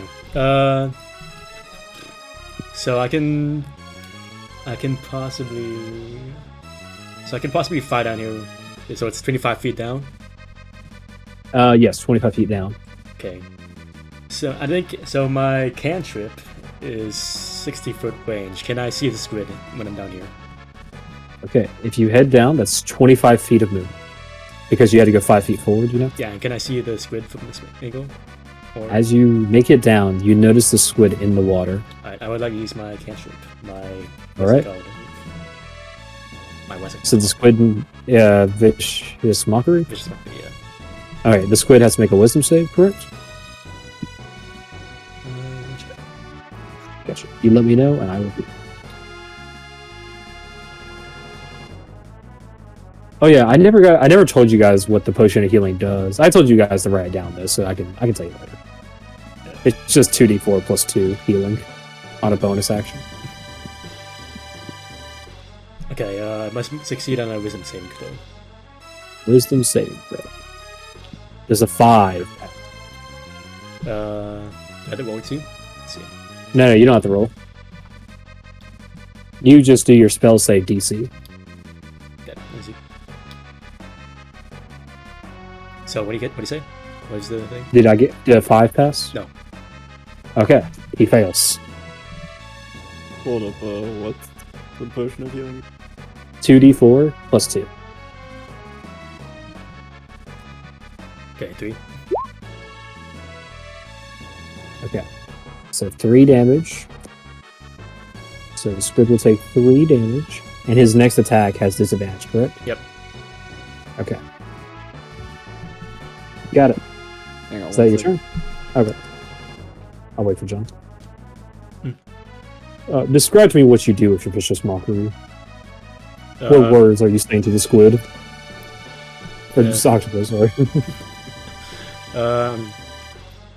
I'll make food out of you. Something I don't know. Bro, insult his family. Tell him you've seen squids with longer tendrils than him. Call his mother a jellyfish. You're just a regular old octopus for these people around here. And yet you're getting bested by us, yeah. Filthy mongrel. Alright, how much movement do I have remaining? Use 25, save 5. Okay, can I potentially move into the ink? Yes, but you still won't be able to see. Maybe? Let me think. No, you still won't be able to see anything. It's too clouded. You still want to move inside the ink? Yeah. No, Okay. no. I'm also keeping track of how many turns it's been. Sorry about that again. You're good.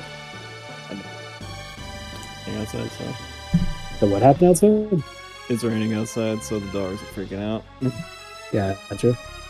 Alright, is that your turn, Zubok? Mhm. Okay. As your turn ends, you notice the ink cloud begins to disperse into the air as it vanishes. There you are. It's me.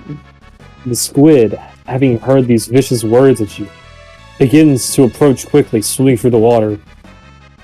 As it reaches out a tendril at you, Zubok. Mhm. He has disadvantage.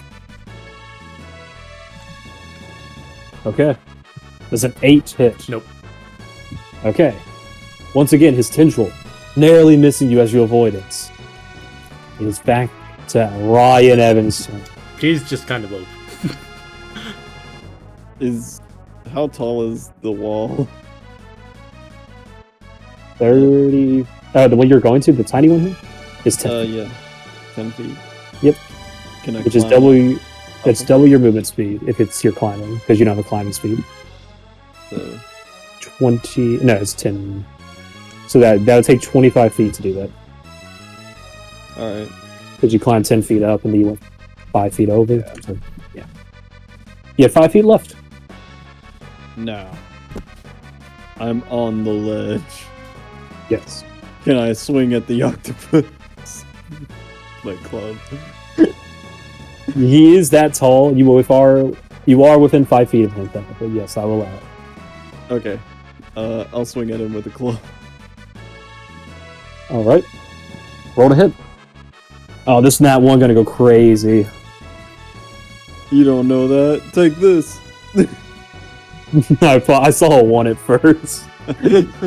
All right. Add your modifier. Oh, you did. Oh. My bad. Didn't mean to call you out like that. You miss. As you go to swing your club, it narrowly avoids it. Come back. As he simply stirs around in the water, avoiding your attack. Would you like to do another Yeah. action? Okay. Go ahead. Now this now one goes crazy. No, it's not. Nice. Not 20! Go ahead. Roll 2d4. 2d4 plus 2, right? Yeah. Oh my god. You did it! Sadly, you don't get the plus 2 both times. You only get the plus. Actually, you only get the +2 at all because all you did 8 damage, John. You did it, man. So what happens, Mason? What moment? Just typing this game. As you miss the first attack, you realize his patterns as you go with your offhand with the club, hitting him directly in the eye with it. As he wails out in pain slightly, going into the water and emerging out, flinging his eye out from the splinters you impaled him with. He looks rather enraged at you.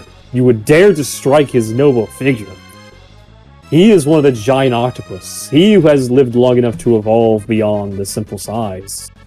It is now your turn, Zubok. What would you like to do? Okay, so He has yet to hit anyone. yeah, I mean, I'll do it on my next, I guess.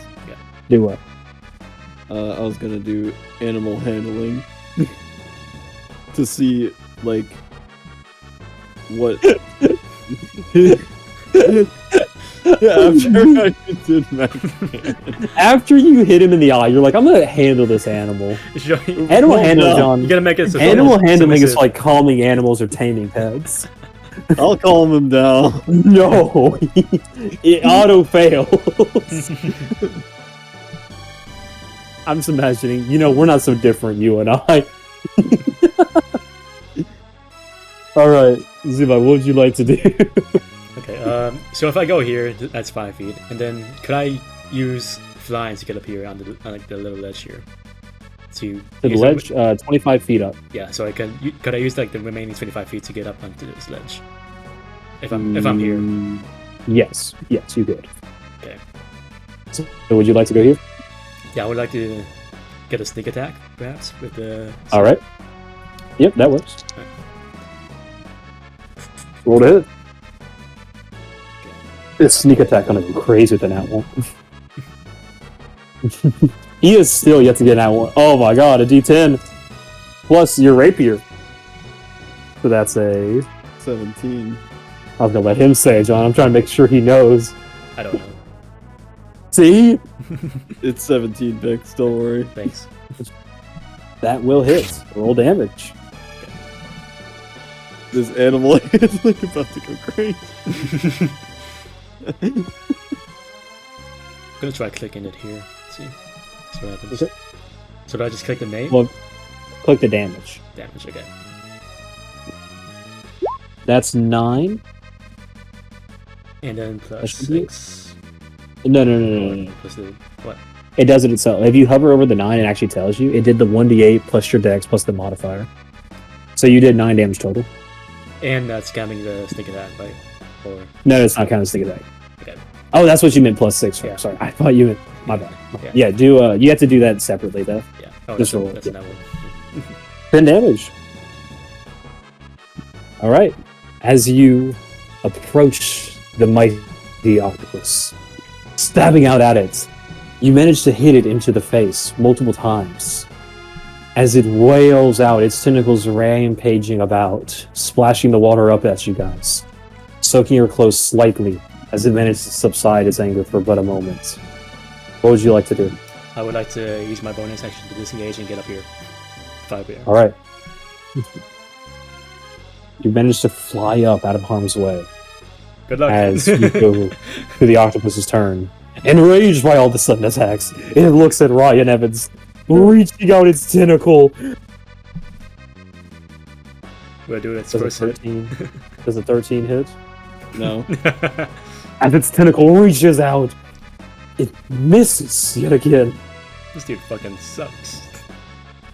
As his turn ends, we're back to Ryan Evans. Alright. This time, I got a plan. Listen, Zubok. Maybe this squid isn't so terrible. Maybe. It will take an action to do animal handling. Does shock I hand? will Wait, do- hold on. Does shock hand I will do that? the animal handling. Okay. You're doing animal handling? Yeah. Go. It'll take an action. Alright, I'll do it. Roll an animal handling shit. It's negative, by the way. People wonder why I do these things. What do you mean people? Zubok's the only one wondering what you're doing. Squid, you're about to get handled. 18. As you try to communicate with the creature to some degree. You don't have its language, but you make gestures of kindness, trying to soothe its anger. It simply looks at you, attempting another attack. Natural 20. No. Why would you do these things? Because I can. As this occurs, so much damage! I'm dead off at this, aren't I? 5, 10, plus that. So you take 13 bludgeoning damage. As his tendril manages to slam you against the wall. It's okay, I forgive you. It grapples you. As you are now contained with his tendril. As this... One second. I need to get a tendril token onto the field. One moment, please. This tendril is going to signify, John, where you're being kept.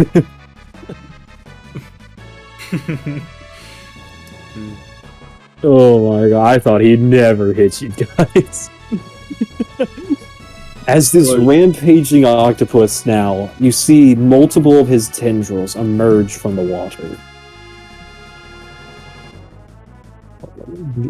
There we are.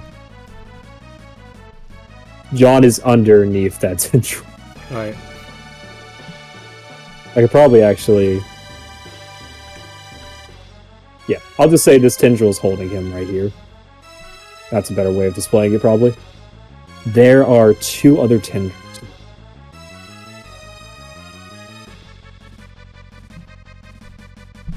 Yeah. Right. Actually, I can put this one over here. Alright. As this happens, Zubok is... Hold on. Before I go, I need to explain what grappling means, okay? Yeah. There's the D&D terminology I was waiting to get to before I actually explained it. So, grappling in D&D.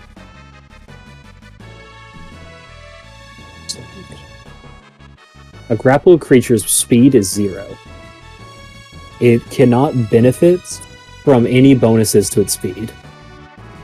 The condition ends if you become incapacitated. The condition also ends if an effect removes the grappled creature from the reach of the grappler or the grappling effect, such as when a creature is hurled away by the Thunder Wave spell. So your speed is 0, John, and that is all. Okay. If a grappled creature makes a successful attack against the grappler or takes an action that deals damage to the grappler, it can use a bonus action to attempt to break the grapple / restraints. Strength check. Yeah. Alright. Strength saving for, I should say. Is this strength saving? Is this saving for a check? Check. Oh. Yeah. Mason's not here. Wait, what? What? What happened? I see. Oh, my roll 20 just closed for a second. Oh yeah, he's Well, not. it didn't close, it just like kicked me out of the thing. Okay, I'm back in. It's loading in 9 seconds. But now we're back to Zubok's turn, because that used your action, and you can't move. I doubt there's anything you want to do as a bonus action, John. I'll heal. Okay, John, would you like to use a health potion? I would love to use a health potion. Zubok, you gotta talk some sense into Ryan. He doesn't know any better. He's learning human society. You gotta teach him these things. Alright, you use 1 health potion. Roll 2d4 plus 2. I hope they're all 1s. I hope you only get 4 health back. I hope you... 2d4 plus 2? Yep. Alright.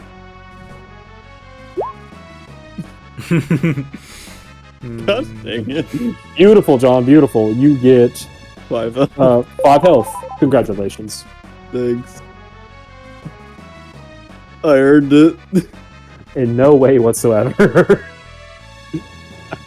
Zubok, it is now your turn. You see Ryan being restrained by this tendril behind him.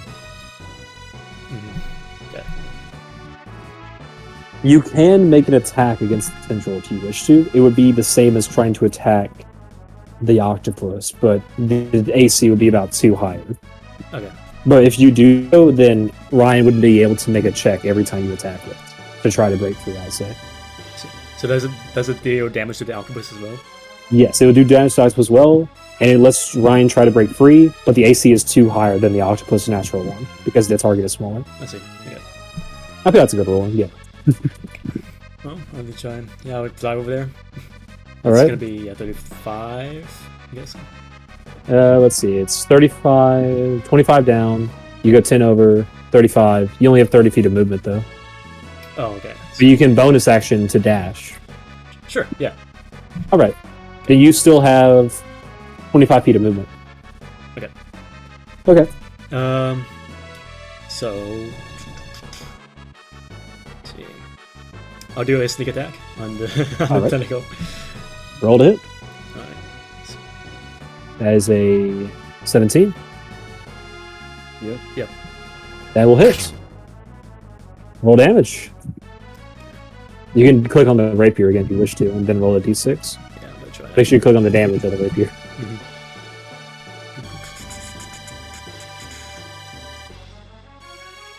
Hey, 10 plus a d6.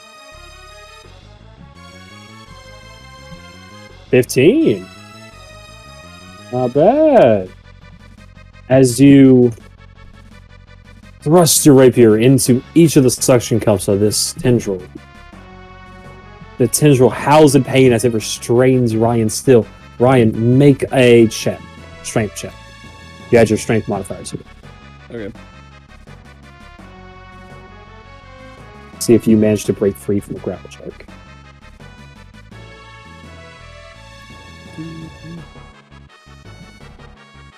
You fail. Dang. As the tendril still holds on to Ryan Evans. Ever strong. What would you like to do with the rest of your movement? Me? Yes. So would I be liable to attack of opportunity, Yes. even though it's grappling him? Yes. Okay. Not from the tendril, you'd be liable to the other tendril. To the. Oh, really? So the range of the octopus is the range of the tendril. Okay. The range of the octopus is crazy. You guys have no idea. Okay. Yeah, I'll just stand here then.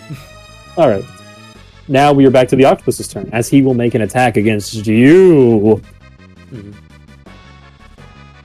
Will a 11 hit? Nope. As another tendril swarms around you, emerging nearby, attempting to grapple at you, it fails to. As we go back to Ryan Evans' turn. Animal handle. Double down. You hear God shout, "Do something useful for your party!"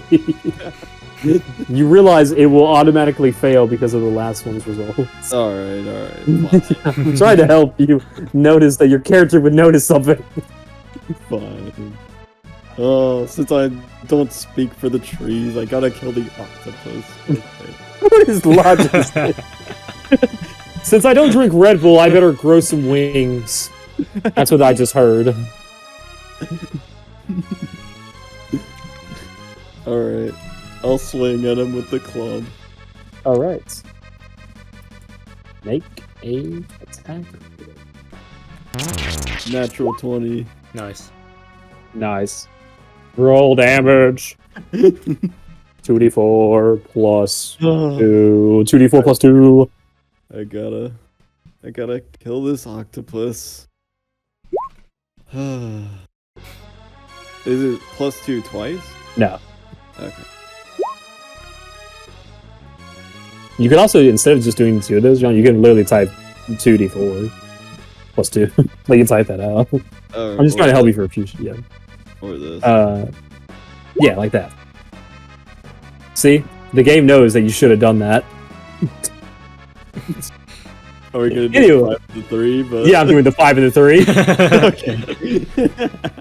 You get 8 damage as you raise your club to swam. That's good. Let me It's your filthy subject comes off me. You deal 8 damage to it as the tendril wails in pain. The octopus himself looking battered and beaten from your previous attacks as well.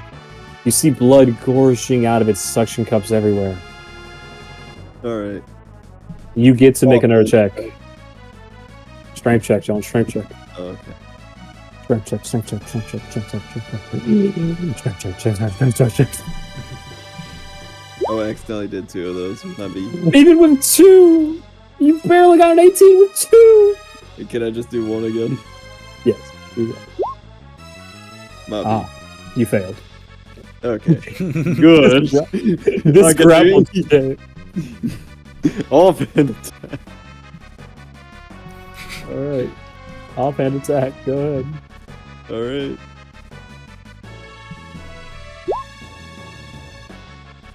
Does a 10 hit? No. Okay. Can't believe you think a 10 would hit this tendril. Can't believe you. I mean, it's holding on to me.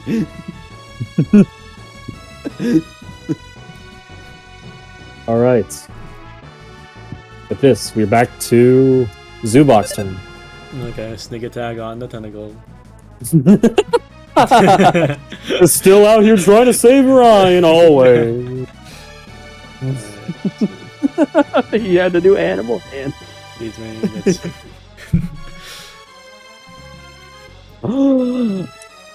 Misses. An 11. Misses. Dang. Alright. I'll be disengaging and I'll be going up here. Alright. You're going up here, 45 feet up, Yep. so 30 feet in total. Okay. We are back to the squid's turn. So you are that high. You're 30, you're 25 feet. 35 feet from that, you said. Okay, okay. As he looks around, he sees how you were too high up for him to reach. But he looks back towards Ryan Evans. Oh god. He makes a second attack against you. Against you, Ryan. Does a 17 hit. If it beats, it beats. Yep. As a second tendril whirls around towards you. Positioning himself slightly as this tendril swarms around, dealing. How much is that? 7, 9 damage. I'm dead. Is it 9? Maybe I miscounted. Let me make sure. Oh, my mistake. 10 damage. Yeah, I'm dead. As he is now grappled a second time by 2 tendrils. What would you like to do now, Zubok? Is he still grappled? He's Yes, he's grappled by. Okay. Oh no, he's incapacitated. He's no longer grappled. Oh, wait. Let's see. You're on this area. You know, I'll give you the benefit of doubt. I'll let you land on ground. I could have had him land in the water. Alright. All right, it is your turn. Oh wait, no, it's actually Ryan's turn. Ryan, make a death save. Okay. Wasn't it your turn? Yeah, I forgot. You died on someone else's turn. Crazy. Who dies on other people's turn? It's a 1d20. Oop. Ah, you. All right, you have 1 fail. Back to Zubok's turn. We're back to Zubok, I the assume man. if I use a health potion, he'll come back maybe. Use a what? A health potion. If you use a health potion on him? Yeah. Potentially, if it is enough to overpower his negative health. And what is his negative You health? you cannot know that Okay. unless you take an action to inspect his body. Okay. It would be an action to feed a health potion to someone else. It's a bonus action to feed it to yourself. Okay. Okay. You can always just try killing the octopus. Suppose so. Let's do that. Alright. Alright, I'll go here and then I can get the stealth attack here. Yes, you are. It would be against the tendril, not the squid. Yeah, the tendril. Not the octopus. Yeah. Alright, the AC is 2 higher than normal. Okay. Try it. D20. That'll be a 20. 16. Oh, That's a 23. 20. Okay.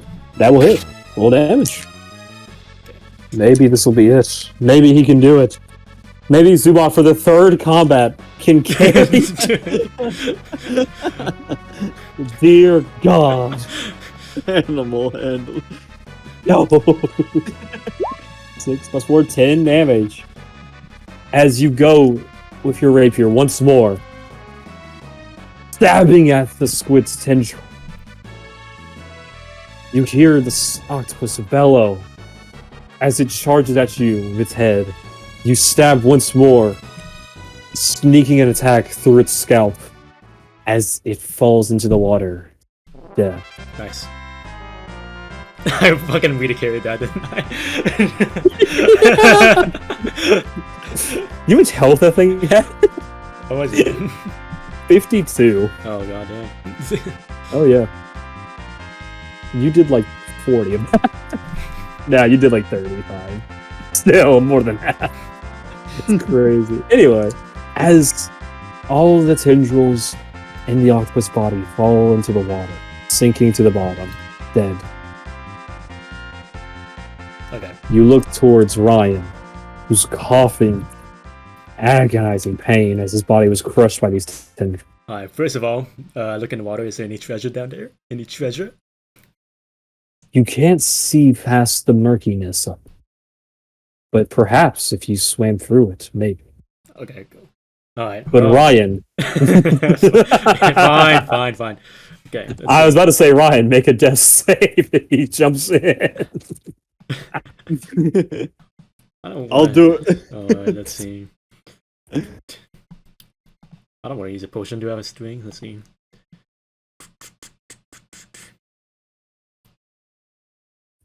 Can I use string?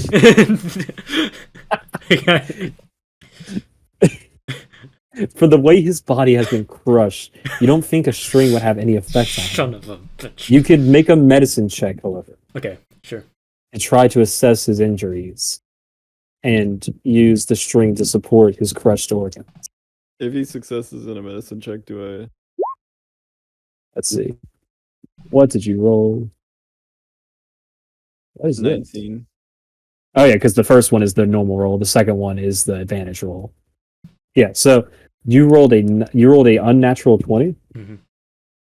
You managed to, with just about 2 feet of string, make a brace for his chest, such that his body is able to support its own weight now. His body does seem to be in bad shape, but you believe through some restful nights, you should be able to recuperate correctly. You are back to consciousness. Your saves are reset. You have 1 health.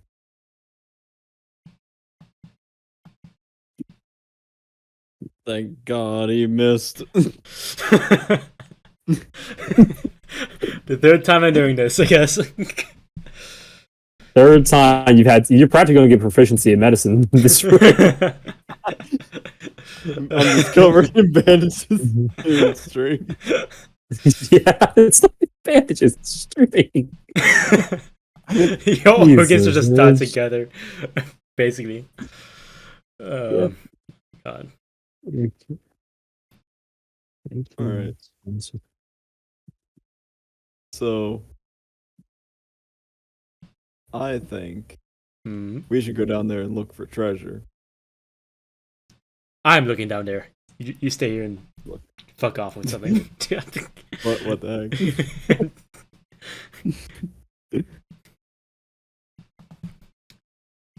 Mason? Yeah, I'm here. Oh, okay. So you're going down there, Zubok? I'll take like a wade in the water. And see You take a what? Like a wade in the water, kind of. Like just going like swimming, but not really too deep. Okay, so you're just gonna get into it. Yeah, and see if my dog vision can like see anything at all. Okay, and you go 5 feet underwater. Me look up dark vision rules so I know for sure. Sure. Okay, so yeah, dark vision is limited by the depth. Okay. As you look through, you can't see the bottom, but you do see up to about 60 feet in. You see the edges of the lake itself. Mm. You manage to see across. Let me measure this to make sure I'm not crazy. It's nowhere near 60, I'm pretty sure. Yeah, 40. You could see the entire lake's outer rim. You could see the water splashing in from above, but you can't see the bottom of it. Hmm. Would you like to swim deeper? Let's swim in like maybe. You're currently 5 feet. Yeah, 5 feet deep. So I'm gonna say like maybe 10 feet deep. I'm gonna set my rapier out just in case.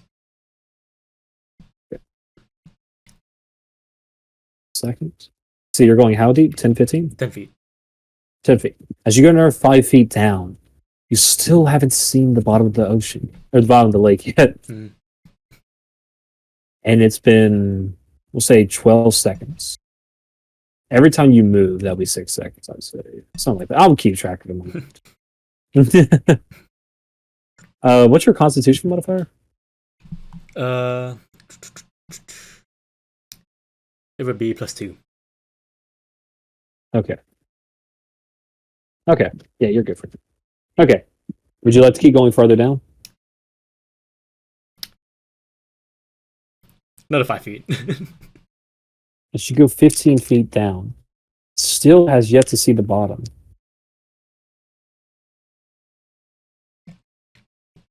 Nothing looks any different than when you were above, except for the outer rims at the bottom, as far down as you can see, appear to be a darker color, as if erosion has wasted away at them harsher than the other areas. Right. Oh, can I use this time while Zubok is searching the lake to cast detect magic for an hour? Do you really think he's going to be searching for an hour? He's been down there for 30 seconds. Yep. If you would like to, yes, you are allowed to, but it might get interrupted and nothing would happen. Okay. Okay, you're more than welcome to. I'll start keeping track of that. So you're doing it 30 seconds after he started. Okay. You've currently been underwater for about 30 seconds. You don't feel any real sense of urgency yet. You think you can keep holding your breath for a bit longer. Yeah, let's do another 5 feet. All right. As you travel down another 5 feet, you are now 20 feet below the water. You still have yet to see the bottom. You see more of that patterns on the ground, on the near as far as you can see. The walls, more of that color, as if they were withered away over a long period of time. Hmm. You do, however, now see the top of the octopus's head sticking out so slightly. Mm-hmm. That's all. So, okay. It's just not moving? No, it's not moving. You believe it is clearly dead. Okay. I don't think there's anything. I'll just go back up. You never saw the bottom, I will say, but you did see the octopus head. Just make sure. As you travel back up, it takes you about another 30 seconds to make it back to the surface, so you held your breath for about a minute. You make it back to the surface as you look over and see Ryan chanting with his eyes closed and his hands crossed on the shoreline. I'll just ignore it and just get back up. All right. You make your way back to the shoreline. Ryan, you have been chanting this ritual for 1 minute and 10 seconds now. What would you like to do? Alright, fine, I'll stop my chanting and go. That's what you want from me. All right. What would you two like to do now? Alright. Ryan, take the rope. Alright. I mean it like wherever I go. Ryan begins using the rope to climb up. It manages to allow him to use only his normal speed for climbing. making it up to 25 feet he needed in one fell swoop. Yep. Can I just re-grab it? The rope and the piton? Okay. You can reattach it to the previous rope if you wish to. In doing so, however, you will lose 5 feet in total due to tying the knots. Okay. So let's say you had like 25 feet on both. You would go down to a 45 feet long rope. So that's just from like re-grabbing.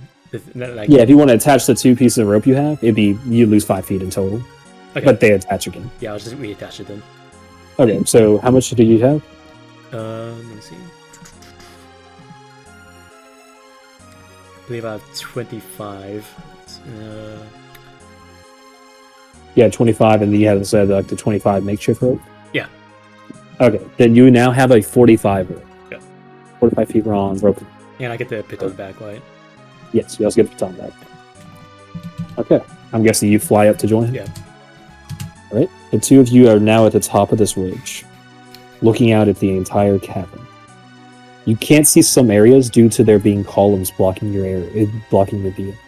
But for the most part, you can see a wide open area. Oh, I just moved the map by accident. I'm trying to grab this. There it is. There we go. For the most part, you can see the wide variety of the caverns itself. Where would you 2 like to head? I am grabbing Ryan Evans' arm and I'm leading him through this mess. I will not allow him to make a torch. All right. Zubok. As you lead him on, where are you heading towards? Southeast. All right. As you look down, you see the path, the corner where you would have been turning at. Would you like to continue on that pathway? So where? Down here is the corner. I think like here. Down here is the corner where you 2 would have been turning previously. Okay, I think You recognized it from that column. how about this place here? As you pulling him along, how do you get down? Do you climb down, or how do you get down, Ryan? It's 20 I'll feet climb. down. Okay, give me athletics check, because it's pure darkness currently. You're trying to find ridges and such. Yeah. 20. All right. So, as you manage to safely climb down, Zubok regains control of your arm as he begins to pull along, as the 2 of you follow along the trail. As you make your way around this corner, you see... Oh, I wouldn't want to go up there. I want to go up to south. That's the way you came from, though, you realize. Oh. That's what I was mentioning him earlier. You recognize the route you had come from and where it would be leading towards. I see. Oh, I see what you're saying, John. Oh. Yeah, just give me a second to reveal things. Yeah.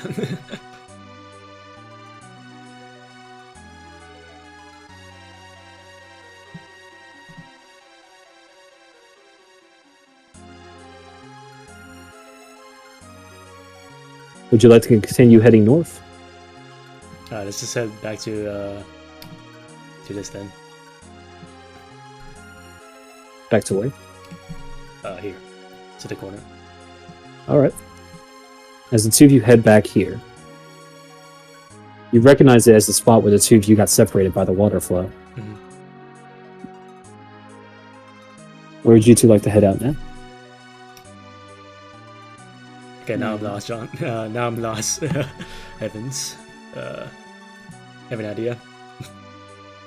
I know you Do can't you see remember it. them mentioning heading south and then east?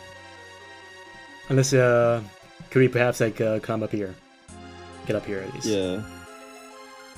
Maybe. As you make your way over here, you find that it is a tight ridge that you could climb over if necessary. I'll say that you guys did climb over it to see this area. While you guys are now at the top of this ridge, you see that it leads into more ridges, which eventually lead back towards the path you had come from previously, heading up northeast, I should say. You do recall them saying to head south and then head east. It's possible this path from the cave is the right direction. I trust the giants, apparently. So. Can I investigate this? Like, what Yes. Yeah, must investigate it. In case you're wondering, yeah, it was just up there. If you guys kept going north for a bit, Right. because it was south then east, and it was the pathway. I thought it made sense. I should have probably said southeast north. If you head east, though, there's a whole path. Yeah. Can't miss it.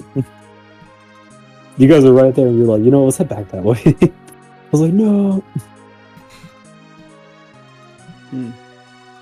Oh, join you back? Yep. Okay. As you... What's up? I was just talking with my dad, sorry. Gotcha, you're good. Continue. So as you walk over here, roll investigation. Can I investigate as well or no? Yes, you can. Yeah. I got 8. Pix, you recognize this some sort of spring. The water looks to be bubbling. John, you recognize it as water. It is hot. Don't touch it, John. Let me just test it real quick.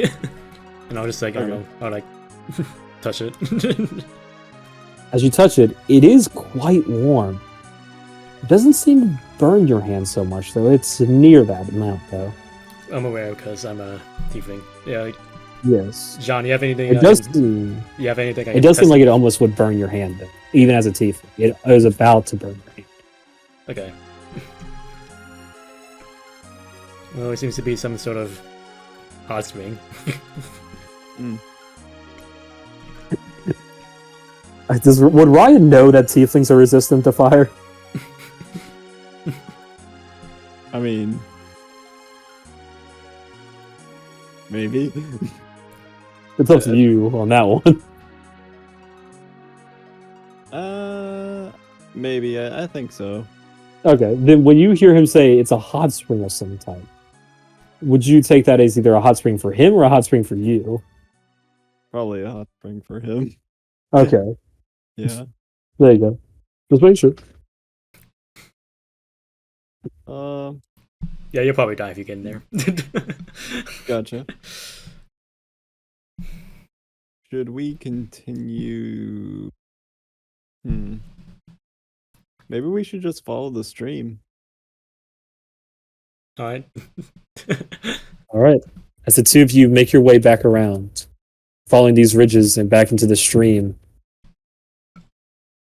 you Do I have to find make your... another athletic check? No. You managed to... This ridge right here is the one you came in from. Let me point at it. Here, actually, I can focus ping, can't I? Focus ping. Whoa. This one right here was only about 10 feet tall.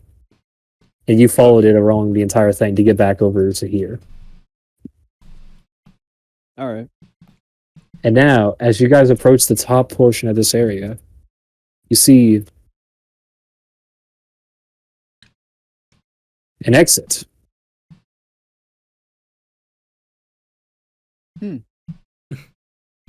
As the two of you finally exit out through the cavern, you find yourself in a familiar spot.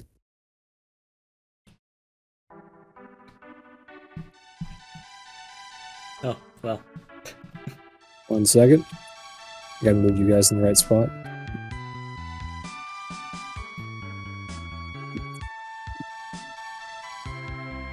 The water is flowing against you, I will say. It is currently not deep at where you're standing. Right. But you see that further down, it does drop down to a deeper depth. The walls on this area are... Let me think. This far, it's a big drop. 45 feet tall. Yeah. Yeah, 45 feet. Okay. Okay. Can I can I fly up there and maybe like just hold out the rope and for Evans to climb Your up on? your flying speed is only 30 feet, I believe, right? Yeah. It is 45 feet tall. Oh, I see. Yes. So where's the lower feet? Is the lower elevation? You would see there's a ridge right here. Mhm. There's a ridge right here. And there's numerous ones as they traverse down here. Okay. I am gonna traverse down here to see how bad water is. Wait, we're now 45 feet. As what was it? Oh, nothing. No. As you start making your way down, as you stand here, you notice that the water drips down a bit. It is now 10 feet deep on you. Not 10 feet, sorry. I said that so wrong. No. It is now 5 feet deep on you. It used to be a foot, now you're down to like about 3 foot. It goes up to your knees now. Instead of going down to like your ankles, it's down to your knees. Okay, and it's still 45 feet like up here. Yes. Actually, if it just went down deeper, it'd actually be... let's go with... It's still 45 for now, because I'm doing 5s, you know? Sure. I'll say the water now is up to like your knees. So when it gets to your stomach, though, it'll be 50 feet from the top. Okay. You know, I'll tell Evans to get down here. It's fine here for now. Alright. Okay. As Hopefully. Evans makes his way, I'm just gonna place you here, place him there. There. All right. As you look forward, you see the broken bridge. The bridge.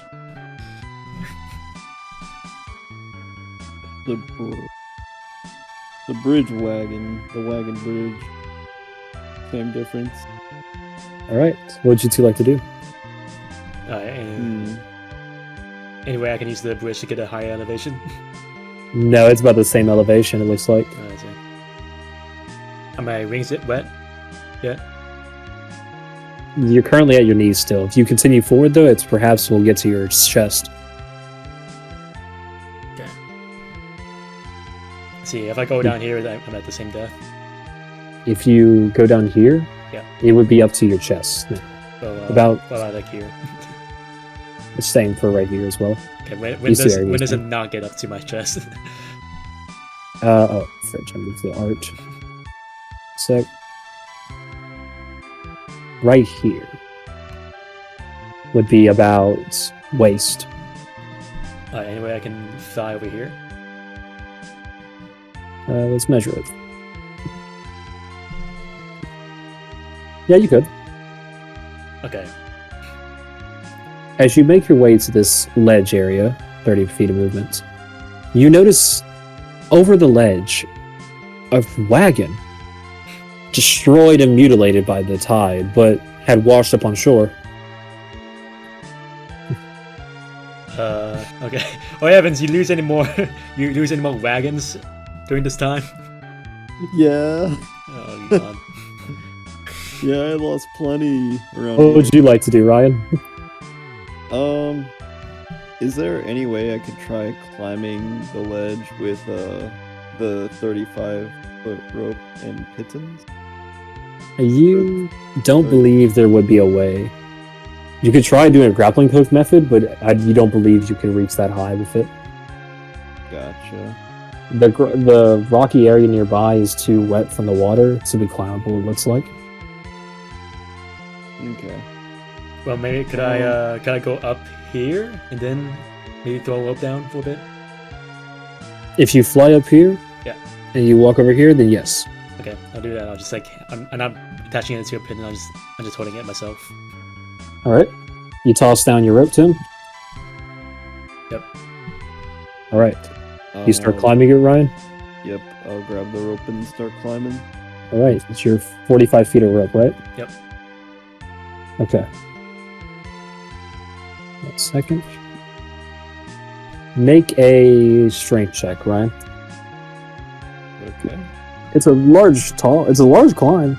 Also, actually, you too. You make a strength check as well, Zubok. Sure. See if you manage to support his weight. 17. Okay. 13.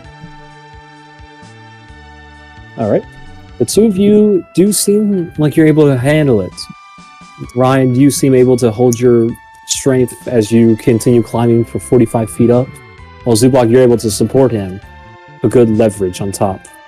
As time passes, you eventually manage to climb to the top, as Zubok puts a laser. The two of you have now re-entered the outside wilderness, about an hour's away from where you first set up camp for the night. Right. What time is it? Now. And it appeared to be, let's see, you woke up then, what's that time? 4 o'clock. Night would fall around 6:30 to 7. If you went back to the campsite you had, it will be in the direction that you need to travel. Yeah, let's head back to the campsite. Sure. In case you guys are wondering, like, when he described the locations, the town Autumnpar was to the south, right? Mhm. The place you're heading towards is also farther south. You're heading south for a long time. Right. Is Florin in that direction? Oh, yes. Florin is also south. Alright. You don't know that technically, but yeah. Okay. I just gave that information last night because we were talking about the next town. Yeah. That was fine, yeah. The two of you managed to make your way back to...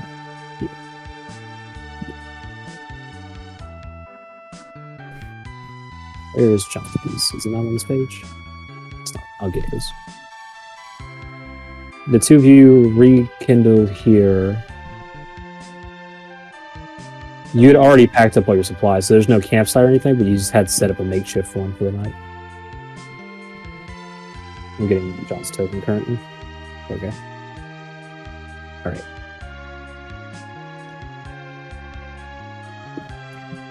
This fork on the road leads to Florin, as you are aware. It leads to the next, and to the direction you need to travel, I should say. Right. You know, there's a sign right there that says Florin. Is this a ledge right up here? That is a cliff, that is a cliffside with a ledge. It's about 15 feet up. So can I get up the cliff from here, or can we? You'd have to walk around. Or yeah, that is it like that even ground right there. Like there's no ledge right there. It Point leads to up. Here's my back here. Yeah. Yeah, that's even ground. Zubok, what do you say we set up camp up on top of that ridge up there? Sure. Alright. As you begin making your way towards that even ground, Zubok simply flies above. How tall is this ridge, by the way? As the what? How tall is this ridge, by the way? Like 15 feet. Okay. Yeah. Zubok easily flies 30 feet, so he just gets up there with his bat-like wings. Crazy son of a gun. Yeah. You never even questioned his wings. I don't. Have you ever seen wings on a person? I've never seen a person.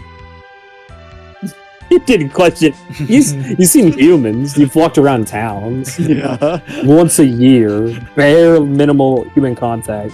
Well, Yeah. I think it's fair. Like sometimes humans just have wings. I know.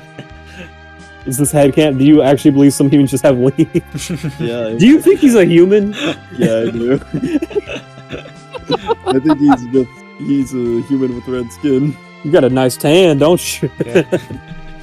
I wish I could tan that well. My Casual. headcanon is that he sat in boiling water for too long. Jesus. Which All is why right. he has fire resistance. The two of you, you want to set up camp for the night? It's about 5:30 now. Sun will be setting in an hour. Yeah. Sure. All right. The two of you set up camp for the night.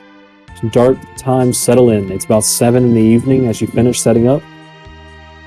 The two of you having... I'm guessing you're going to set up by this tree. Yeah. Okay. I'm just figuring out where you guys are. The two of you settle in where some distance apart. You don't like sleeping together. It's understandable. Sleeping bags, Zubok has a sleeping bag he had acquired from a nearby town on his travels. While you have nothing of the sorts.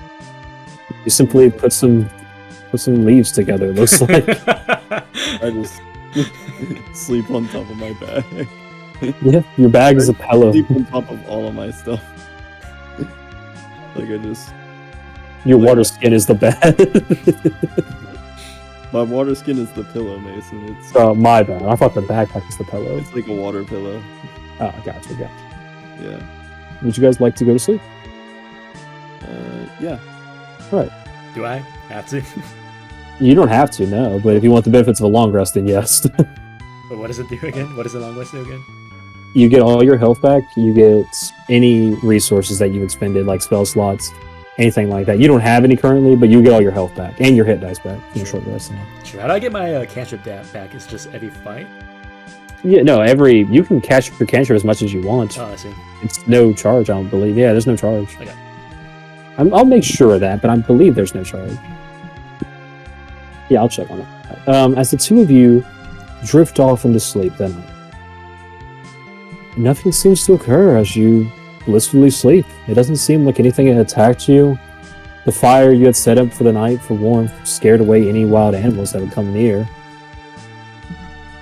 It appears that it was a safe night, as light appears through the trees, waking you up at first light, about 7 in the morning. Let's go. I got my 1 health back. Thank goodness I'm fully healed. I've been on 1 health for this entire time. I only lost 1 health. So I got. Dear God. Oh, All right. What's up? So, how much XP do we got? I was about to get into that, actually. So, for your XP, you guys killed 5 of those tiny pumpkins.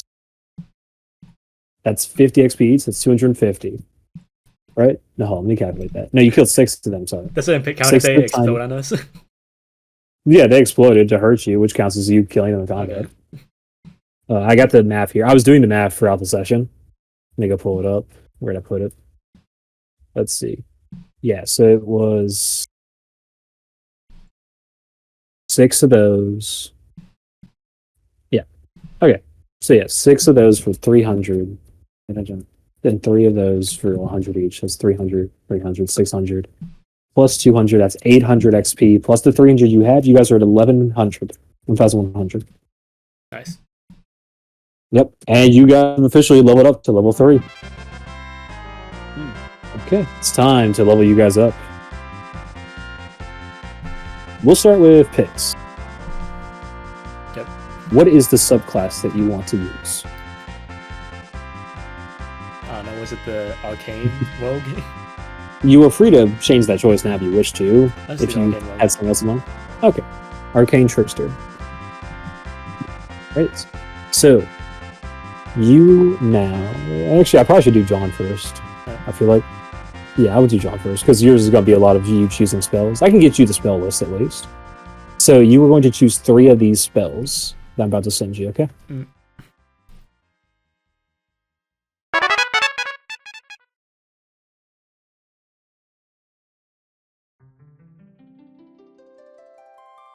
There you go, picks. Cool. I think that's everything. I think that's everything. John, would you like to be making your still defender during this long rest?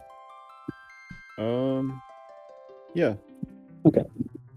So when you wake up, Zubok, you will have a metal being near you, Right.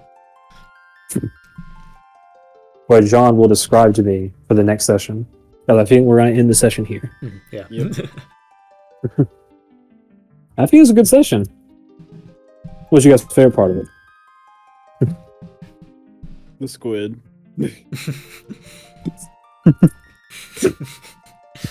How about you, Pix? I don't know how John's house getting blown up. Why? Why? My house turning into a giant. Oh yeah, dude. That thing was going to kill you guys if I didn't do Of something. course it was. I actually made that guy as like so I found that guy. I don't know if you guys noticed it. So I took some enemies I found online that are fan made for that fight. Mm-hmm. The pumpkin creatures do not exist. Right. So I looked online, did some researching, found those that somebody made, and I took them to use for my campaign. These are some homebrew creatures, but I think they worked out really well in the situation. So you knew you were going to a pumpkin field and you wanted some pumpkin enemies. Absolutely, actually, yes. Yeah.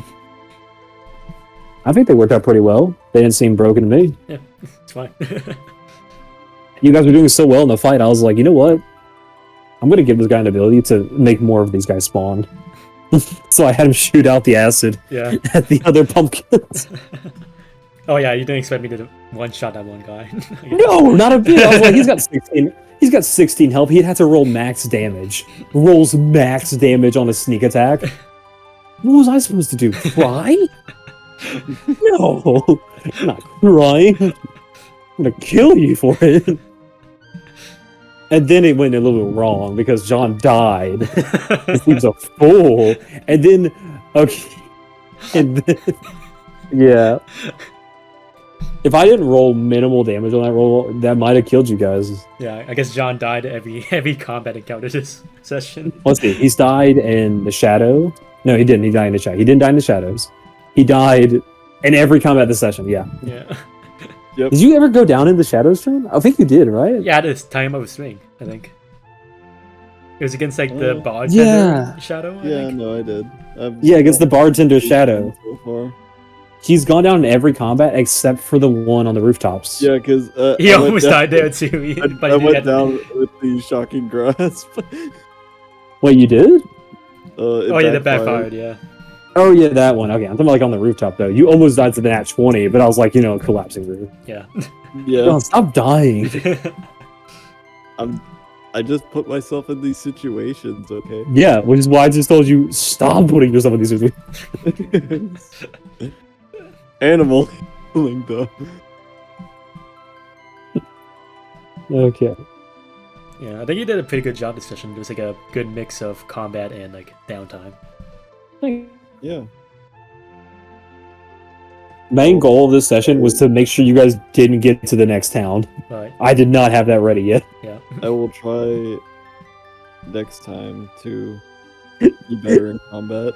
Sure. I just don't know why you went like, I'm gonna do an animal handling check to the squid that just got hit in the eye by your crit. Yeah.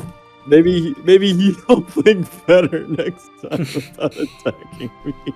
No, he was going to murder you. I can't believe I missed that many times. I wanted him to be grappling you guys all the time. Yeah. I will say, you guys are now level 3. I can actually throw some crazy enemies at you. Sure. Like, what do you think the highest CR rating you guys have fought is?